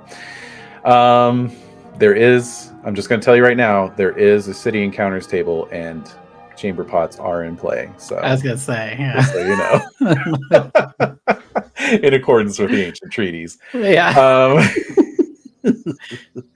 Let's see. Blueholme is about, I'm looking at the scale here, a little less than a half mile from north to south, and okay. Maybe quarter mile at its widest point. On the north end is the Blueholme. This is the royal castle of the self-styled king or queen of Blueholme. This is the only building in the city that still shows some of its original bluestone construction. And bluestone is a semi-translucent stone that is, of course, blue and captures the light, and so almost sort of glows with a radiant blue hue. But even the castle has been built out, added to, and otherwise modified so much that it's basically this giant labyrinth of oh, hello, dog. Edie makes a cameo. It's basically this giant labyrinth of passages and rooms and chambers, and easy to get lost in, as you know well, because yes, when you were convicted of your petty crimes, yeah, because you're not a very good thief, you were in a circus, right? You were traveling through and maybe got busted for pickpocketing or something like that. And you were sentenced to 10 years of jestry. Brutal. Brutal indeed. In let's see here, the court of the queen, and let's see here, see if I have her name easily to hand. Let's see, who is she? Oh yes, there's a soaring cathedral. There's all kinds of sights to be seen here in Blueholme. I was gonna say, I'm getting a very, I mean, we've talked about this before, but like the mud of the blood, like that's exactly what I want. Like I want to be walking through. You want to be walking through muck and excrement. Yeah, exactly. I want. I love the idea of these kind of like towering stone buildings, just like packed in with one another. Some timber here and there, and just kind of blocking out the sun. It's all dark and shady, and indeed. And this weird, shitty circus comes in, and Warhammer shit happens. And I get thrown into jail. For a short time before they put a fucking jingly hat on me. Yeah. I like that kind of works in the problematic nature of the class description, actually, because it's like, hey, you didn't ask to be a jester. They just went, oh, it's a dwarf. He'll make a good jester. Exactly. Oh, okay, cool. Yeah. So you are serving the current incumbent, as it says here in the text, Queen Xanadu the Sly, privately called the Salacious by most. Whoa. She is a poor reflection of her illustrious forefather, being feeble, sickly, and concerned entirely with her own pleasures.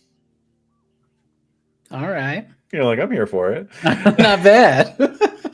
Not bad. I too am a shadow of my forefathers. I too am a disappointment to my ancestors. So, we open our scene somewhere in the labyrinthine catacombs below Blueholme Castle. It is the Day of Fools. This is for a day, the city council is replaced by the town drunks, beggars and fools passing all manner of outrageous laws. All social rules and norms are abandoned. The law still stands, but minor infractions are overlooked if for no other reason than the constabulary being too busy to deal with them. This is total like Wicker Man vibes too. Oh yeah, definitely. So the way that takes form in the in Blueholme Castle is Queen Xanadu basically really cuts loose. It's like the Purge, but for shenanigans. Yeah. So debauchery, exactly. So currently, she has declared you to be it, meaning everyone else in the castle is hunting for you. Oh, good thing I'm so good at hiding. Good thing. All right. Do I go? Do I do something? Go for it. What are you doing? Okay. Yeah. I guess. All right. So I'm it. You're it. Yeah, I totally see. This is the good shit, man. It's like people, running around outside wearing or like big dresses with like horse heads on top of them. Yeah. Exactly. The whole thing. Let me see here. Well, I guess first of all, I think I'm gonna try to take this opportunity to escape, or is that practical? You can certainly try. Absolutely. Yeah. Okay, I'm gonna do that. So I guess, where am I at? Like, how do I get out? Do I go? Do I know that I need to? Like, am I in the throne room and everyone's got their eyes covered, or I'm somewhere in the catacombs and there's a sewer nearby? Yeah, you've been running for a little bit. Okay. You're not sure what happens if you do get caught, so best to not chance it, right? But yeah, let me start out by rolling a die here. Oh, there we go. Okay, let's roll to see what happens. We're going to go turn by turn. So a turn is 10 minutes. Okay. And all right, so this stretch of the catacombs does seem to be deserted and quiet for the time being. So which way wouldst thou like to go? Goest. Have I heard any rumors about these catacombs? Are there monsters down here? Do I need to be wary? Let's see here. The rumors that you've heard about under the castle are that there is in this world, in the world in which Blueholme exists, which does not have a name.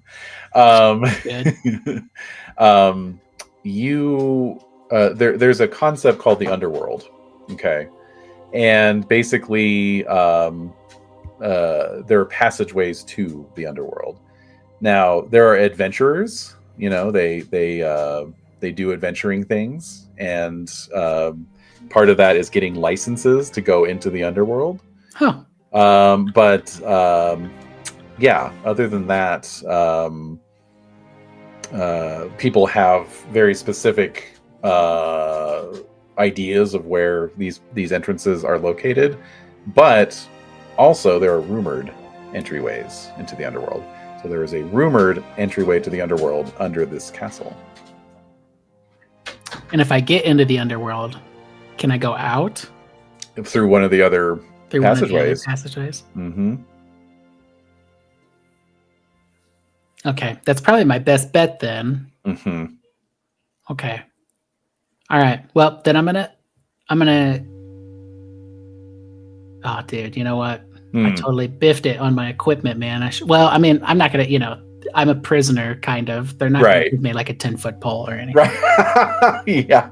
If you want to look around for like a curtain rod or something that you can. Well, I've got my jester stick. Yes, you do. So yes, you do. I'm gonna put my jester stick out in front of me and just kind of like just tapping as I walk along. Okay. Slowly. I'm going to stick to like the left side of the wall and just kind of like, however I need to go, just sticking left. Yeah. And do the old pit and the pendulum routine. Exactly. Yeah. And I'm going to go ahead and use some of my special thief skills. Like I can listen and things like that. So, or I guess I'm going to listen and see, what, when this 10-minute, round is up. Yeah. listen before the start of the next one to see if I need to be cautious or anything. Okay, so and also you're a dwarf, and so you have a 1 to 2 chance on a d6 to detect sliding doors and other, construction related secret doors, that kind of thing. So yeah, why don't you go ahead and roll a d6 first? Nah, didn't find anything. Okay. Now you can roll percentile to see if you hear anything. All right. I got a 80. You hear nothing. But actually, it would be a 70, but same thing. Oh, okay. This is outrageous. What's my here? A 5? I can't, Either I tell you what your chances are, but I roll for you, or you can roll and then I'll tell you. Yeah, that's fair. That's fair. Yeah. I almost trust you. This is why the first edition AD&D Dungeon Master's Guide had most of the game mechanics in it, because Gygax felt like players shouldn't have access to things like what their chances were to do stuff. Like that should be the DM's prerogative. So stupid.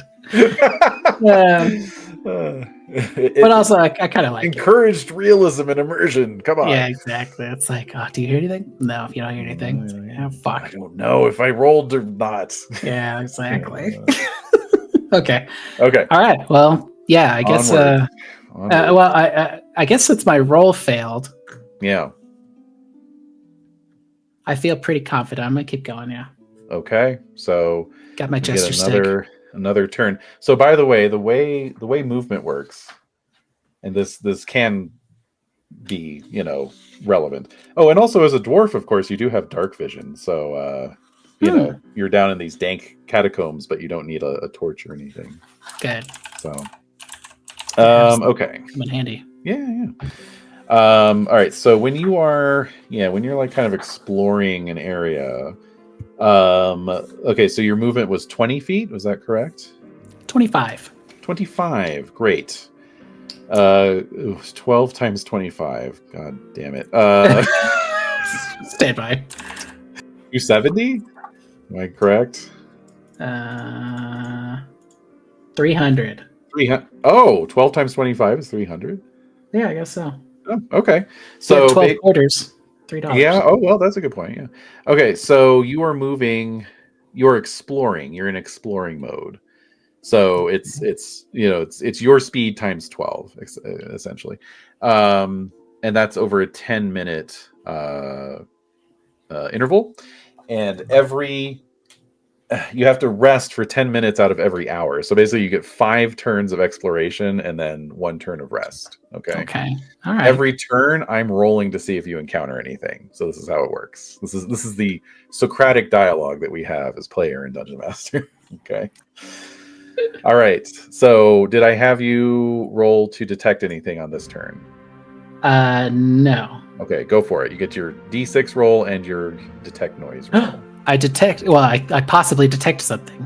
Oh, you rolled a 1 or a 2 on a D6? I rolled a 2. Go ahead and roll your detect noise as well. 61. Okay, so you don't hear anything. My hearing shot. Your hearing is just gone. You have too many hardcore shows in the caverns beneath the Blue Mountains. Yeah. But yes, you do spot a what do we want to call it? Like a hatch set into the floor, into the stone floor with a little recessed iron ring. Okay. I'll open it if there's no lock on it. All right. Let's do an ability check. Okay. Okay, here's how this works. Roll a percentile, please. 35. 35. Okay, roll a 6-sided die. 2. Your strength is what? 12. Okay. Let's see here. Generate number using the die type call for generating number. Okay, 42. Okay, yeah. Wait, what was your first percentile roll? Was it 35? 35, yeah. 35. Okay, so actually, sorry, roll an 8-sided die. 4. 4. Okay, and your strength was 12? My strength is 12. So 4 times 12, you have a 48% chance to lift this hatch. This is outrageous. All right, well, I got an 80. Okay, so you give it a tug, and it does not budge. You can try again next turn, but I'm going to keep rolling for encounters, basically. So your choice of whether to keep going or try again. I'm going to try again. Okay. But I'm going to listen first. Oh, yeah, go for it. 30? Or no, wait. A 2 and a 10. That's a 20. That's a 20. Okay, so you can hear the high-pitched call of Queen Xanadu. She's like, ooh, dank brief.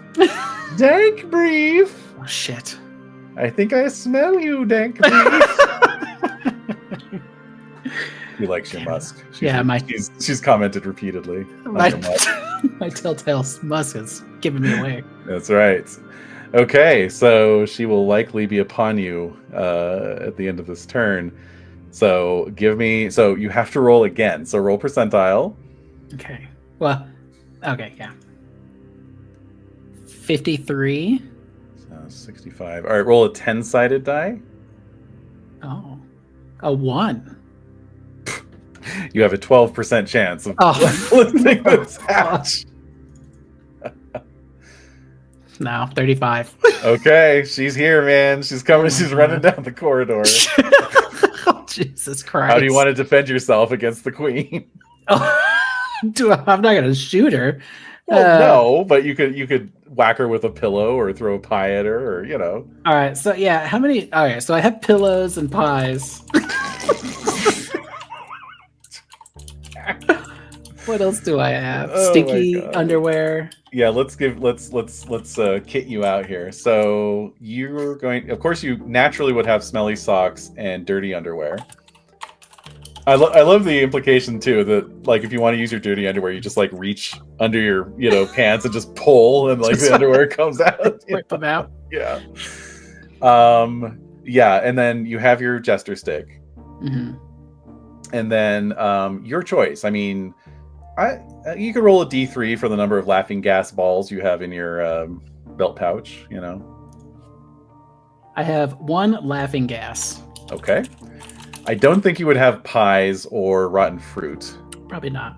Maybe I could make an argument for rotten fruit. Maybe. Yeah, well, there might be some around that you could pick up, right? True. Other than that, if you want an acid squirting flower, you can certainly take that. I guess I might as well. Yeah. And then, if you want a pillow, you could have a pillow. I keep it under my shirt, so it looks like I have a hunchback. Ah, okay. Really leaning in on that. Yeah. Really makes the queen kick her feet there. The dog has returned. Hi, Edie. All right. I'm gonna... Well, the laughing gas, does this like incapacitate her? Like, does she stop and laugh hysterically, or is she just gonna chase me laughing? Range 30 feet, uncontrollable laughter for 3 turns, save versus gas. Whatever the fuck that is. That has to be poison, right? I would say breath weapon. Is Maybe breath weapon save a thing in this edition? Yeah, breath weapon is. Okay, yeah, then I would say that. Yeah. Spell or breath weapon, wand or touch, gaze, ray or poison, spell or staff. Well, breath weapon's harder to save against, so I'm throwing you a bone here. Yeah, I know. All right. Yeah, I'm gonna throw my laughing gas. I got one, Okay. Kept it up my sleeve this whole time. So she's wearing this like very elaborate sort of brocaded gown with like a whalebone bodice, and she's very she's very like spindly and skinny, but she's the dress is doing all the work basically, just trying to make her look a little bit more pulchritudinous. And she's wearing like just layers of like white lead, face paint, right? And then she's got this like flaming red hair that's up in all these ringlets, and she's just looking absolutely deranged as she's coming at you. So absolutely outrageous. Okay. Yeah. All right. So hurl I get away my laughing gas. I get a +1. Yep. What's her AC? Do you tell me? AC 9. AC 9. So I need a 10, but I get a +1, so I need an 11. You need a 9 or better. You're trying to beat the number. Equal or beat. Equal or beat. Yep. But she has an AC of 9? Correct. Oh, so my to hit is 10 though. Correct. So with the +1, that means your to hit is a 9. Oh, I see. Okay. That makes sense. And it's a D20. Mm-hmm. A 13. All right. I just assaulted the queen. You did. You just assaulted the queen. The laughing gas ball explodes right in the middle of her forehead. And sorry, Mom. And, let me give her a save. So she, I believe, is going to need a 16 or better. Let me see here. I think I have my references here for saving throws. Normal people, like people without a class, have their own set of saving throws. So I'm interesting. Checking to see what that may be. It might be worse than 16. It's important to you never know to check. No, it's 16. Okay. All the other ones are worse though. That's interesting. Okay. Oh. All right. 16 though. I like those odds. Yeah. Okay, so I have to roll a 16 or better, and I rolled a 1. Okay, so you whip the laughing gas ball at her from about 20 feet away, and it explodes on her face, and she's just encased in this gas cloud basically, and she just doubles up and starts laughing uncontrollably. Okay, I start running. Yeah. Do you want to run, or do you want to try and pull that hatch open? Is anyone behind her, or is she just solo? It's just her. So you'd have 3 chances to pull the hatch. Or all two if you wanted to run. I'll probably do 2 and then run. Yeah. Okay. So I'm going to do 2. Okay, so roll D100. Okay. Every time? Every time. Okay, 52. All right. 52 plus 12. Okay, roll a 10-sider again. A 2. Fine. You just... Okay, you have a 24% chance of pulling it up. I can do it. You can do it. I didn't. I got a 52. You didn't. Okay. All right, second try. 69. Nice. Now you're going to roll a 12-sided. A 7. Okay. Let's see. Hold on. That is not easy math.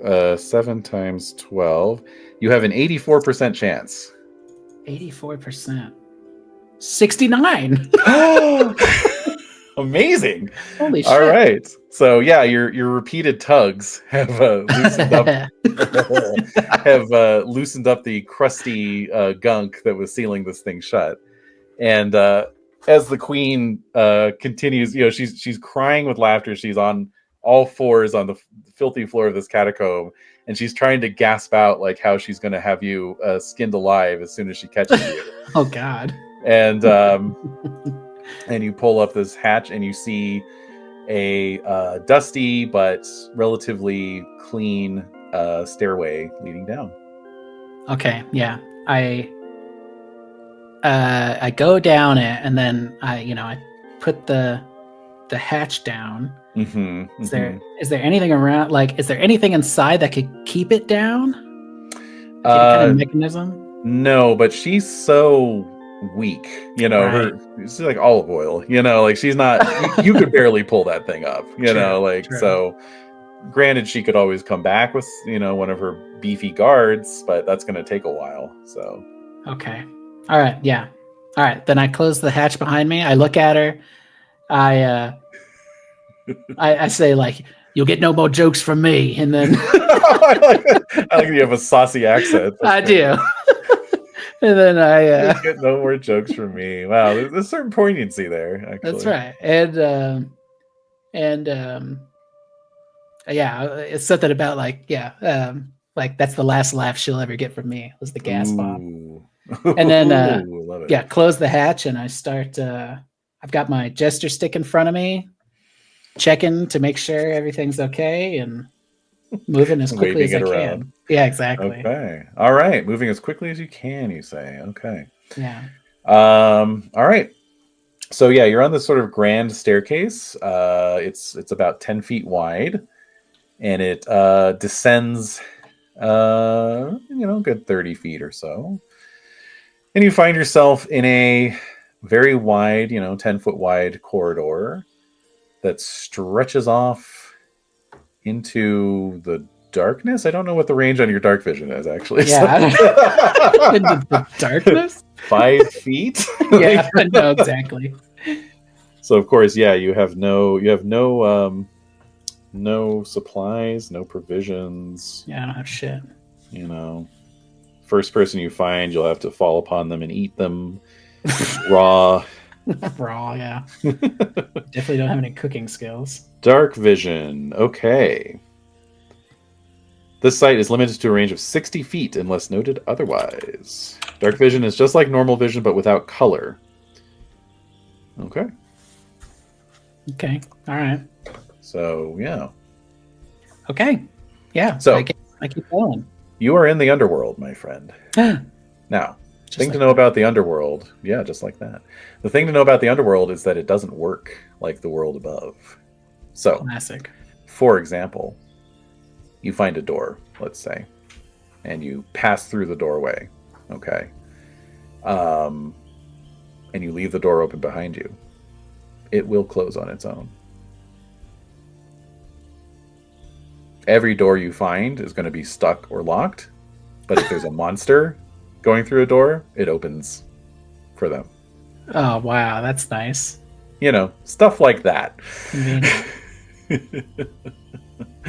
Okay, so speaking of doors, to your left and right, you have sets of double doors, both sides. And I'm going to say that this map does not have a graph on it, so I'm like, I'm just going to have to guesstimate what these distances are, you bastards. Nice. 1, 2, 3. Okay, yeah, so your dark vision does allow you to see all the way to where this corridor terminates in a sort of 45-degree, angle, right? So it turns away and heads off in some other direction. Okay. There are 2 visible doors. Another set of double doors, and then a single door, both further down the corridor. So there's 4 doors total? 4 doors total. 3 of them are double door sets. Okay. Well, I'll just go. I'm going to stick to the left. So left double doors. Okay. I'm going to put my ear to it, listen in. Give me a roll. I rolled a 58. You hear nothing. All right. I guess I'm going to try the door. Is it stuck or is it locked? Yes. So, let's see here. Opening doors. Let's see. Doors. There's actually a very nice index also, which is another reason to use retroclones, because they have things that older books did not. Okay, sturdy doors are ubiquitous in underworld labyrinths, and they rarely fit well nor open easily for any but the denizens. Okay. A thief can pick a lock, or a spellcaster can use magic to open jammed or secured doors. Otherwise, brute strength must suffice. Okay, so you can start out with an attempt at a lockpick. Okay. I rolled an 11. Oh shit! That might have actually succeeded. Hold on. Holy shit! Just jump scare. I made a roll. Oh! Yeah, so you get the doors open. Holy shit! They swing out into the corridor. Okay, so I open the door ever gingerly, ever so slightly. Yeah. And I peek in. Do I see anything? You do. You're looking into a small, I would almost call it like an antechamber. There's a door across from you, a single door. And then on your left, the antechamber kind of like, it's almost like a reverse L, or it's like an L. It's like capital L. So it just kind of like goes up and around into a hall. Okay. But I don't see anything in here. I don't hear any obvious things.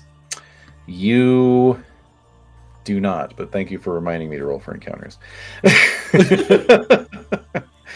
All right, I gotta start tracking your. Let's see. So you did 3 turns of exploration, plus another turn of yanking the thing open. This is turn number, that was turn number 5, was coming down and opening the door. So actually, this is the turn you have to rest. Okay. Anyway, so this does actually look like a good resting place. Okay, great. So yeah, I'll go inside the room. The door shuts automatically behind me. Is that how it works? It does indeed. Yes, it does. I will, just in case, I will put my jester stick between the doors to keep them cracked ever so slightly. Okay, I like it. Yeah, like the equipment list does have things. Like if you were to look at an equipment list from like an old school D&D book, you'd be like, why does it have a mallet and like metal pittons? And it's to pit and open doors. You know, it's to keep doors open so they don't close behind you. That's like lost wisdom. Yeah, you know? Like it's even when we were playing 3rd edition back in the day, it was like everyone was like 10-foot pole. The fuck you do with a 10-foot pole? Right. I mean, you know, you see a 10-foot pole in real life, you're like, that's outrageous. Like the idea that you're like carrying this thing around, totally, like going boing, yeah, exactly. You know? It's not stiff. It's like wobbling around. Right. Okay. Interesting. All right. So you are resting in this little antechamber when that little corridor I mentioned around the corner. Actually, give me a detect noise roll. 13. You succeeded at that too. Holy shit. All right, so you hear the slightest sound of feet shuffling along the stone floor. Is there anything in here I can climb? Or is it just an empty room? No, but there is a door right in front of you, or the double doors you came in through. Yeah, I guess I'll look out back into the hallway and see if there's anything out there. Okay. And then if there's nothing there, I'm gonna slide out.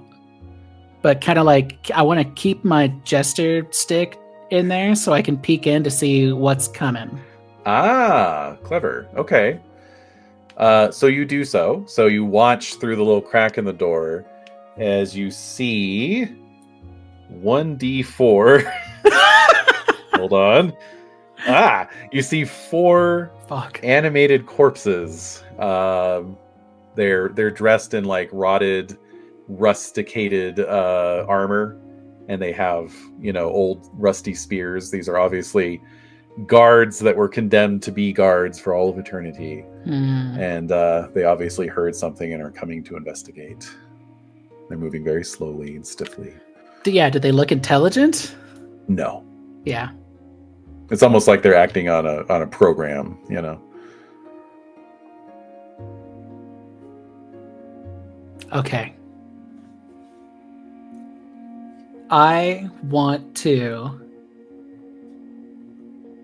take my light crossbow. Mm-hmm. Just one of them. Okay. And you got them in the holsters, right? yeah, and like the sides. Yeah. And then through the slit in the door, I want to shoot an arrow down the hallway they came from. Do I have a line of sight that way? Yeah. Sure, absolutely. Okay. Yeah, just great. I don't really care where it goes, but if they look dumb and they're kind of like shuffling, it might draw them out of the room. Yeah, exactly. Okay, cool. Let's see here. Their utter lack of intelligence. Okay. Let's go. Okay. So so like one thing that old school D&D has, which pops up from time to time in later later games, is reaction rolls, right? So technically I'm not really, again, it's, you see how things change over time, where it's like there's this idea of oh, there's some zombies, so I have to fight them, Right. But like technically, no, not so much with zombies, because zombies might be programmed to say, if you see anyone who doesn't look like me, Bill the Necromancer, attack them, Right. But like, say, orcs or something, I would roll to see what their reaction is, and then go from there. And frankly, the odds are not stacked in favor of immediate combat. Interesting. So I'll give them a reaction roll to see how they react to this noise. Okay. I got positive, meaning I think, yeah, they turn around and they start walking back up the hall. Okay, great. I'm gonna listen. I just want to see like how far they get, if they keep going. Do me another detect noise roll. 72. Yeah. They're eerily silent. Like there's just the slightest shuffling of their boots on the floor, and like a little bit of, their armor is so rusted it's almost like solidified, like the male armor is solidified. But it still clinks a little bit, but you really can't hear anything. Can I see them at all? Once they go around the corner, no, not really. Okay. They go out of sight pretty quickly. What's the room look like inside? Is there like crates or barrels? Is there anything to hide in? That's a great question. And this is like the classic dungeon, like just empty rooms, It is, and this is why you would always see these like, oh, here's a bunch of tables for like stocking your dungeon and like coming up with what's in it. Let's see here. I do have something I could possibly roll on. Let's see. Oh, actually, you know what? I think there might have been something in Arduin itself. So, but I'm just going to say for now that this particular chamber is empty. Okay. I'm going to wait for a little while and just see if they come back. Okay. I'm in no rush. Sure. Well, I get to keep rolling for random encounters, so. All right. So wait a turn. Okay. And let's see. So no sign of them. No sign of your pals. Okay. Nothing else going on in the hall either. Great. Mm-hmm.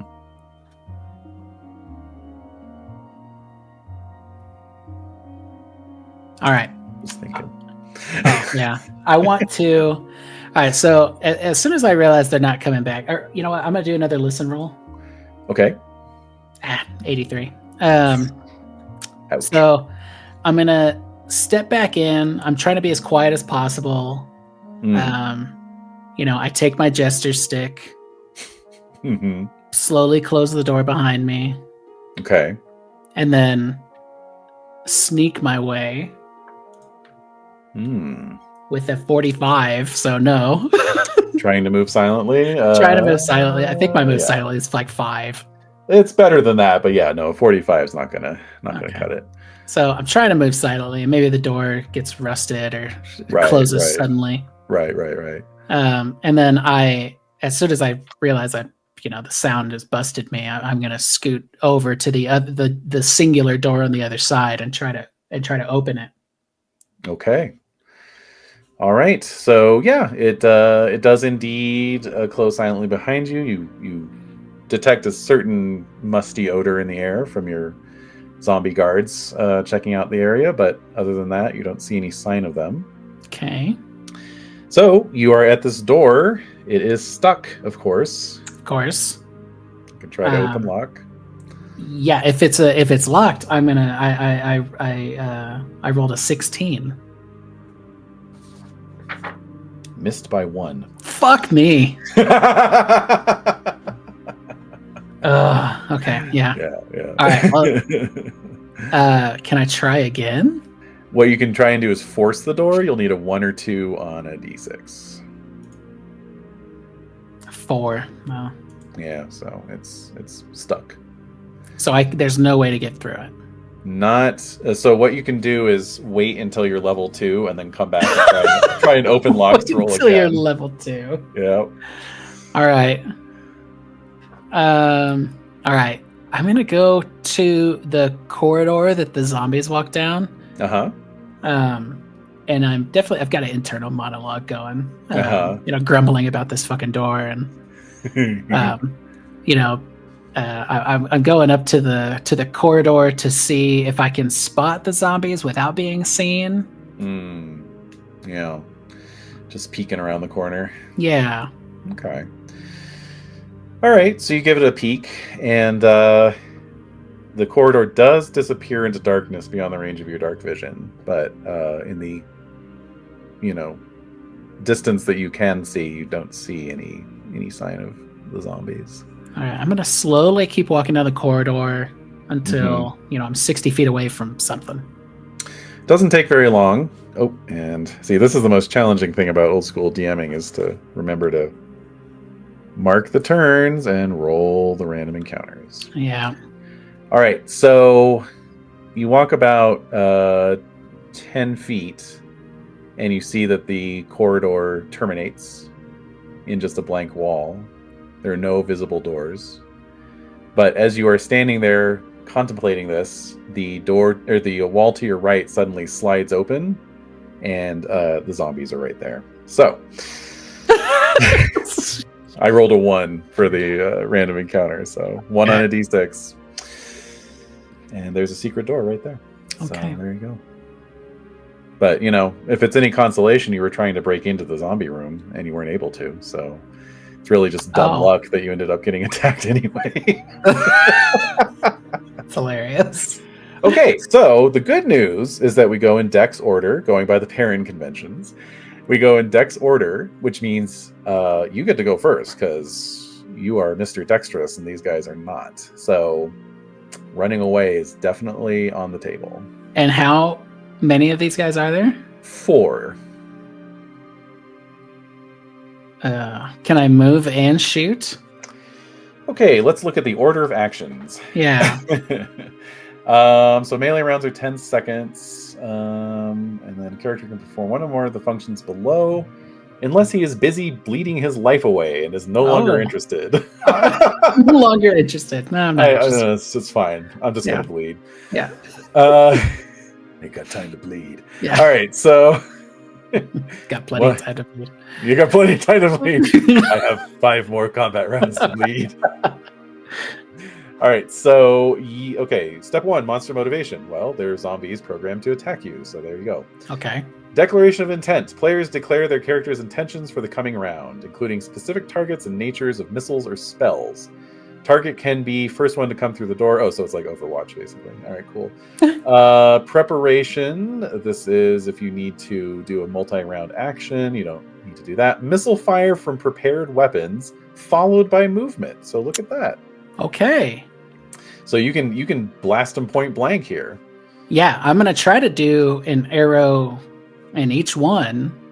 Oh, since I have 4 shots, bam, bam, bam, bam, and then run. All right. Yeah, I never did find those multi-attack rules, but you have a dex of 18, so I'm just gonna say you're fine. Okay, that's gracious of you. Thank you. Because I know it's probably something stupid, like a minus penalty or something. Absolutely. No, it's fine. It's fine. You have a dex of 18. You can do anything you want. Okay, so you're at short range, so you get a +1 to hit, in addition to your +2. These are zomboids, so they are AC 8. 8. So you're going to need an 8 or better on your d20 for each quarrel. 8 or better. Mm-hmm. That's with the 11 and then 10 and then all 9. your bonuses. Yep. And then 8. Okay. All right. I'm just gonna roll 4d20 here. Sounds good. Well, I hit the first 2. Okay. I got a 19, an 8, a 6, and a 4. Oh, so close to a critical. All right. Got to roll those critical tables here at some point. Oh, that'd be nice, wouldn't it? All right. So as long as it's not on you. Yeah. Easy. Easy peasy. Easy. All right, so... Okay, so I've generated their hit points. So now we're going to take a look at your damage. It's a D10. Oh. Well, I don't know. Let me double check here because they're actually kind of tough dudes. They are tough dudes. It is still a D10. Okay. Still a D10. So the 2 that I hit, the first one takes 3 and the second one takes 4. All right, so 2 quarrels go wide and 2 more bury themselves in the zombies without any more meaningful effect than if you had shot them into lumps of clay. So they're just standing there? Well, I'm going to attack you, but first... Yeah, right, first, movement up to 30 feet. Okay, and how... yeah, all right, yeah, I'm running. So 25 feet, I guess. Yeah. Well, except you're running, so you get a multiplier on that. Ooh, yeah. Let's see here. It's quite a bit, actually. Let's see. All right. See, this is why they invented DM screens. True. All right. Movement rate, page 46. Okay. So you are running. Can I... well, okay, so the room terminates. Yes. And there's a secret door. But does the hull continue going past the secret door? So the hull did go past the secret door, but then ended after about 50 feet. I feel like there's another secret door down there. You could certainly chance it. Jesus. Tough choices. Can I detect construction here and deduce if there's a secret door about 50 feet away? Yeah, go for it. Okay. 1 or 2 on a d6. Nope, 4. Okay. All right, I'm running the other way. Just so you know, if you get up close to an area that you think has a secret door and you search for it, it does take 1 turn, 1 whole ass turn. God but damn. you're going to find it on a 4 or less on a d6. That's funny. If there's one to be found. It goes from a 2 up to a 4 under? No, it's 2 or less. It's 2 or less or 4 or less. 1 or 2. Yeah. Okay, I see. Yeah. All right. Okay, yeah. So I'm another hallmark of early D&D. Sometimes it's up, sometimes it's down. Sometimes down. Anyway, all right. So you're running the other way. Yeah, I'm running back the way I came, hopefully to get to the big double doors and get back. Oh yeah. I mean, if you want to run, like flat out run, you can run a lot. Let's see. Okay. Hold on. Few yards per round. Okay. Oh, but you're in combat technically. Okay. So you don't get that multiplier yet. It is assumed that you're actually moving quickly in combat. Okay. All right. So yeah. So 25 feet is, let's see, 1, 2. Yeah, that'll get you almost to the double doors. Okay. Almost to the double doors. Can I do anything else? Can I reload? Can I... I will check in a moment. I have to see what the zombies' movement is. Okay, you're in luck. They move at 15. Badass. All right, so you will be able to outrun them. Let's see here. Those weapons are... I feel like they're not going to care about smelly socks or dirty underwear. But I might be able to spray them with some acid from my flower. Yes. Okay. Well, after step 5, which is movement up to 30 feet, we have at-hand missile fire. At-hand missile weapons, which are not already aimed, may be fired in an obvious target. Oh. So go for it. Again, shoot. Yes. Because you you have your acid squirt. Oh yeah. Okay. All right. Oh, wait a minute. The range on that is 3 feet, so you'd have to be up close in person. Okay. Yeah. Okay. So that's a no. Okay. Now melee. Okay. So the zombies move. So they're 10 feet behind you. So now you can do the remainder of your movement. So that's going to get you to the door. Okay. Melee resolution. There's none to be done. Okay, and then preparation time required for complex tasks. Oh yeah, so that's at the top of the preparation is step 3. So that's when you can reload. Okay. Yeah. All right. So I reload. Right. So we're on round 2. Monster motivation, continuing to try and kill you. So what is your intent? What is your intention? My intent is hopefully to get the door open. Wow, fuck, man. The door's just going to open for the zombies if they can open doors. Yep.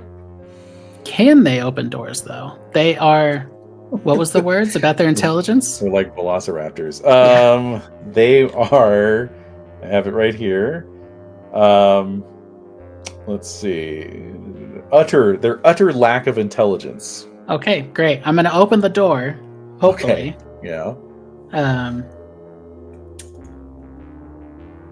57 to try to pick lock it. Well, technically you can't even do that because that takes a whole turn. So roll a d6, yeah. d6, 1 to 2. You can force the door. Oh, sweet. Okay, 1. You did it. Okay, knock the door open. I bust the door open. Close it behind me. Yes. And then I start just going down the hallway. I'm looking for something that I can maybe hide behind or in, like a crate or a barrel. Okay. I'm trying to read this goddamn map. Okay, so I didn't mention actually because I didn't realize this. Apologies. So you come bursting out of the door. There is actually a little side passage that's it's on the far side. It's on the opposite wall, slightly to your left. So in other words, there's the double doors directly across from you, and then left of that is about 5 feet down is a little hallway with an arched passageway. Let's give it a shot. Okie dokie. Any of it's good as anything else, right? Roll a d6 for me first. A 6. Okay, great. So you're going to give it a shot, and yeah, explode immediately. Well, that's the thing. There's a ceiling. There's a ceiling trap right above the entryway. Could I get any kind of detect construction thing? That was the d6 roll I was asking for. Yeah. Damn it. Okay. So I'm going to roll to see what kind of a trap it is on Hargrave's random trap matrix in Arduin. Shout out.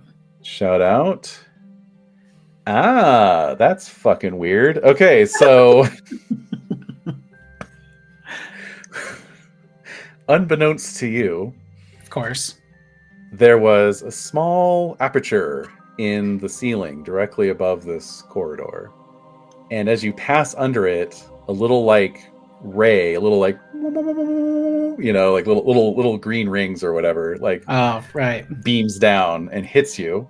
And I'm going to need you to make a saving throw versus gaze. A gaze? Mm-hmm. All right, I need a 12 up here. 13. Oh, Jesus Christ. Holy shit. All right, so you are not turned to stone. Oh, good. Fuck yeah. Yeah, pretty merciless. Okay. Yeah, good. I keep going. But I slow down. I'm like, I better be more cautious. Indeed. Okay, so you find yourself in another corridor. This one easily stretches out beyond your range of vision. Let's see here. 1, 2, 3, 5. Okay, so what you can see is on your right, after about 5 feet, is a set of double doors. Okay. And then, you know what? I fell back into my old habits. I've been counting these squares as 10 feet. They're actually 5-foot squares. Mm-hmm. Hold on. 1, 2, 3, 4, 5, 6, 7, 8, 9, 10, 12. Okay, so you can actually see all fair ways down this hallway. It still stretches out into the darkness beyond, but you got a lot of doors to work with here. You got a set of double doors on your right after about 5 feet. You've got a single door on your left about 30 feet down, and then just at the limit of your vision, you see another set of double doors on the right wall. I'm gonna hit the single door. Okay. So you head down. Let's see. Your move is 25, correct? 25. Okay. So I'm going to roll again. Okay. All right. So the corridor remains quiet. What would you like to do? Open locks or try and force the door? I'm going to try to just open the lock. Go for it. 16. That's a miss by 1 again. Fuck me. Oh my god. I know.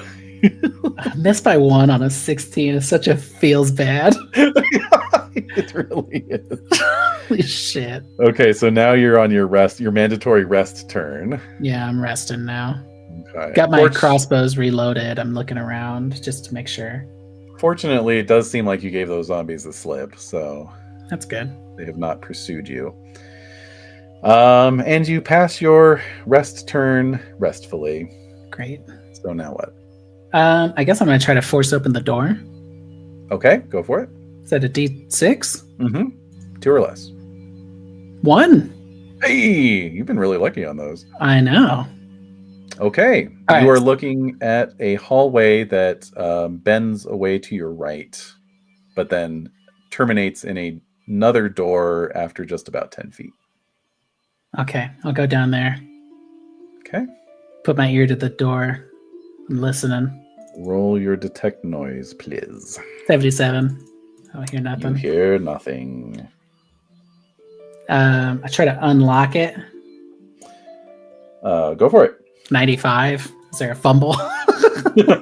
Fortunately, no. Oh, thank God. That has not occurred to anyone yet. So. And then I'm gonna detect construction stuff. I'm just looking around, seeing if I can discern any kind of information here. Okay. I rolled a 3, but I want to take my time and do this. Take a turn. Okay. Any kind of secret doors? Are we sliding down? We're looking for secret doors. Okay, cool. Yeah, no, it doesn't seem like there's anything of that nature in this hallway. Okay. All right. Then I will try to bust the door down. Kick it down. I got a 5. So it's stuck. It is stuck. Yes. All right. Well, I go back the way I came. Okay. And I bust that door down with a 2.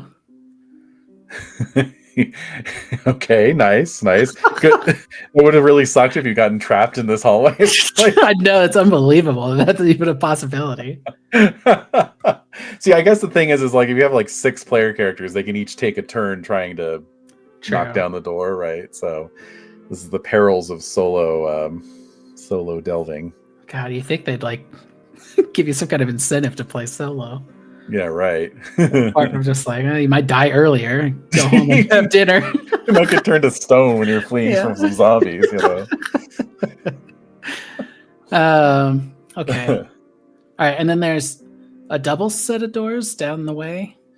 Yes, and so I should also mention that the set of double doors you passed when you first entered this hall clearly open out, and then this other set clearly opens in. Okay. You can also see another door. So at this point, you can see the terminal point of the hall, which is just beyond the double doors. But there is a door right where the hall ends on the left wall. So the double doors are on the right wall, single door on the left wall. I'll check the single door. All right. You want to listen? Yeah, I do. Okay. Within 84. I don't hear nothing. Nope. So I'm going to try to pick the lock. 11. That's a success. Okay. Is this on the single door? This is on the single door. Okay. One moment, please. Stand by, as I have to make a roll myself. This is like... You haven't actually been in a lot of like actual rooms. Yeah, it's all hallway. I know. It's all hall. It's all shaft over here. Right. Okay, let's roll this. Okay. Oh my God. Probably grumbling about that as I'm picking the lock. Oh. Okay. So... Oh my God. Okay, so here's the thing. Yes. Okay. the idea of dungeon ecologies had not really taken hold yet in 1977, right? Christ. So I'm using Gygax's patented random dungeon generator from the Strategic Review #1, later immortalized in the Dungeon Master's Guide. So I rolled to see the contents of this room. I get monster only, meaning there's no treasure. Okay, so now I roll on the encounters for level 1 dungeon. I get 1d4 berserkers. Okay. I roll a 3, so there's 3 berserkers. Now here's the thing. The room that this door opens onto is a broom closet, essentially, because it's 5 by 5.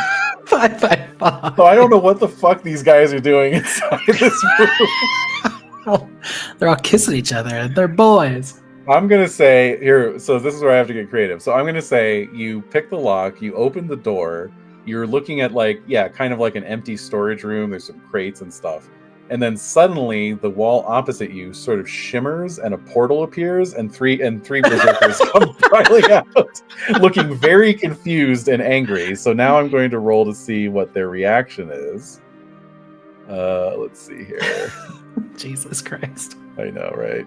I got to think on my feet. All right, so Magic Portal will do it. When in doubt, Magic Portal. That's right. Okay, yeah. So they're just blinking and looking around, and then they're looking at you, and one of them sort of barks out. Let's see. I guess they would speak common. So he's like, but of course, with a Swedish accent. So Bork. Yeah. So who are you?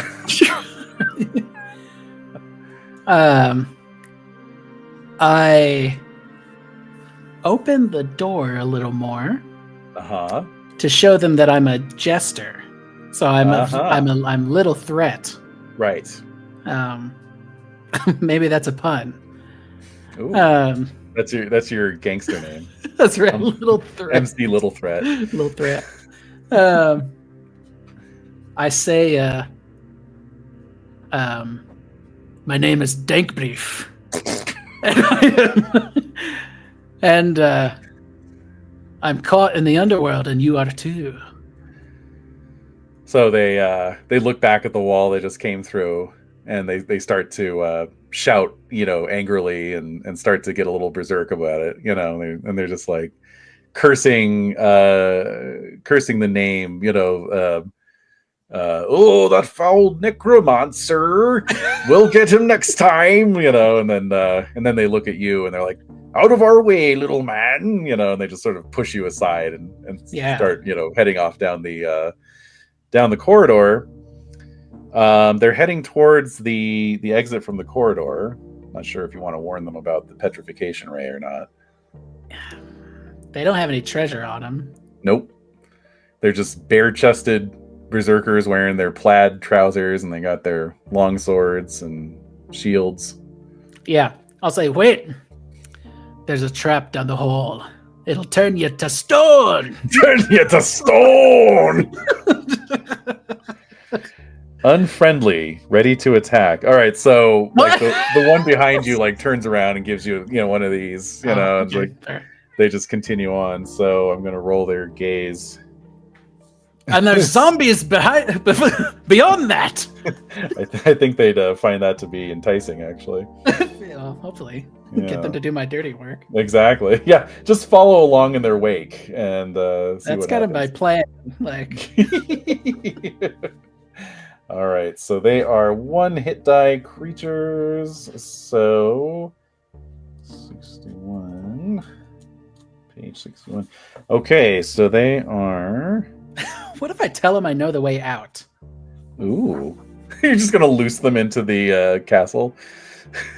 No, I'm gonna lie to them and just keep exploring the dungeon. Let's try it. Let's see. Yeah, what's their reaction when I tell them that kind of stuff first? All right, so you're telling them that, look out, you'll be turned to stone? Yeah, there's a trap in the ceiling. So, the one behind you, gives you a rude gesture. Classic. And then, they try to exit into the corridor. You see the little green ray come down, and 2 of them turn to stone before your very eyes. And the third one, falls back, and he's, looks around, and he's like, "What sort of strange world is this?" It's the underworld, lad. And you're in it. You're in it. All right. Well, I think that might be a good place to leave it off. That sounds like a good figure. Because you would actually pick up this berserker as a follower now. Fuck yeah. You can have up to 2 followers, remember. And yeah, like he, strength in numbers, so, and you clearly have some idea of what you're doing. If you want to lie to him and say you know the way out, that's totally fine. Yeah, I don't know anymore. This dude could probably kill me pretty easily. Yeah, don't kill me. Haha. Don't kill me. Haha. Haha, LOL. Yeah. So yeah, but we'll leave it there. If you want to do another session, I'm down. Yeah, we'll do another one. Okay. I mean, might as well. We got to keep going until Dank Brief dies. Until Dank Brief dies, exactly. And congrats, honestly, on outwitting the tricks and the traps and the monsters. Hey. You did what you're supposed to do, which is think creatively and be like, oh, I'm going to use this quarrel to distract the zombies and that kind of thing, So. The quarrel is, I'm pretty proud of that. Pretty proud of using my jester stick to keep the door open. Yep, absolutely. Not bad. I'll pat myself on the back there. Yep, absolutely. Circus trained. I wonder if I could sit on the berserker's shoulders with a trench coat over him. Oh yeah, do the Princess Bride thing, right? Right, yeah. Does anyone have a Holocaust cloak? Yeah. All right, so let's see. I'll give you some XP for getting around those zombies. Oh. Let's see here. XP for overcoming foes. Oh. Yeah, for defeating enemies, whether through force or guile, death or subdual. So there you go. Okay. Okay, so, and then here's where it pays off to be a single adventurer. Creature XP awards are usually divided equally amongst the party. Ah. That's you. Party of 1. Dank Brief, party of 1. Okay, so you're going to get, and remember, you get a 10% bonus on this. You get a whopping 80 XP. Plus 10%? As Thor Ragnarok sounds off in the background. I don't know, yeah. Oh my god. Yeah, this is loud, dude. All right, yeah, plus 10%, so that'd be 88 XP. Jesus Christ. I know. Only 2,700 more to go.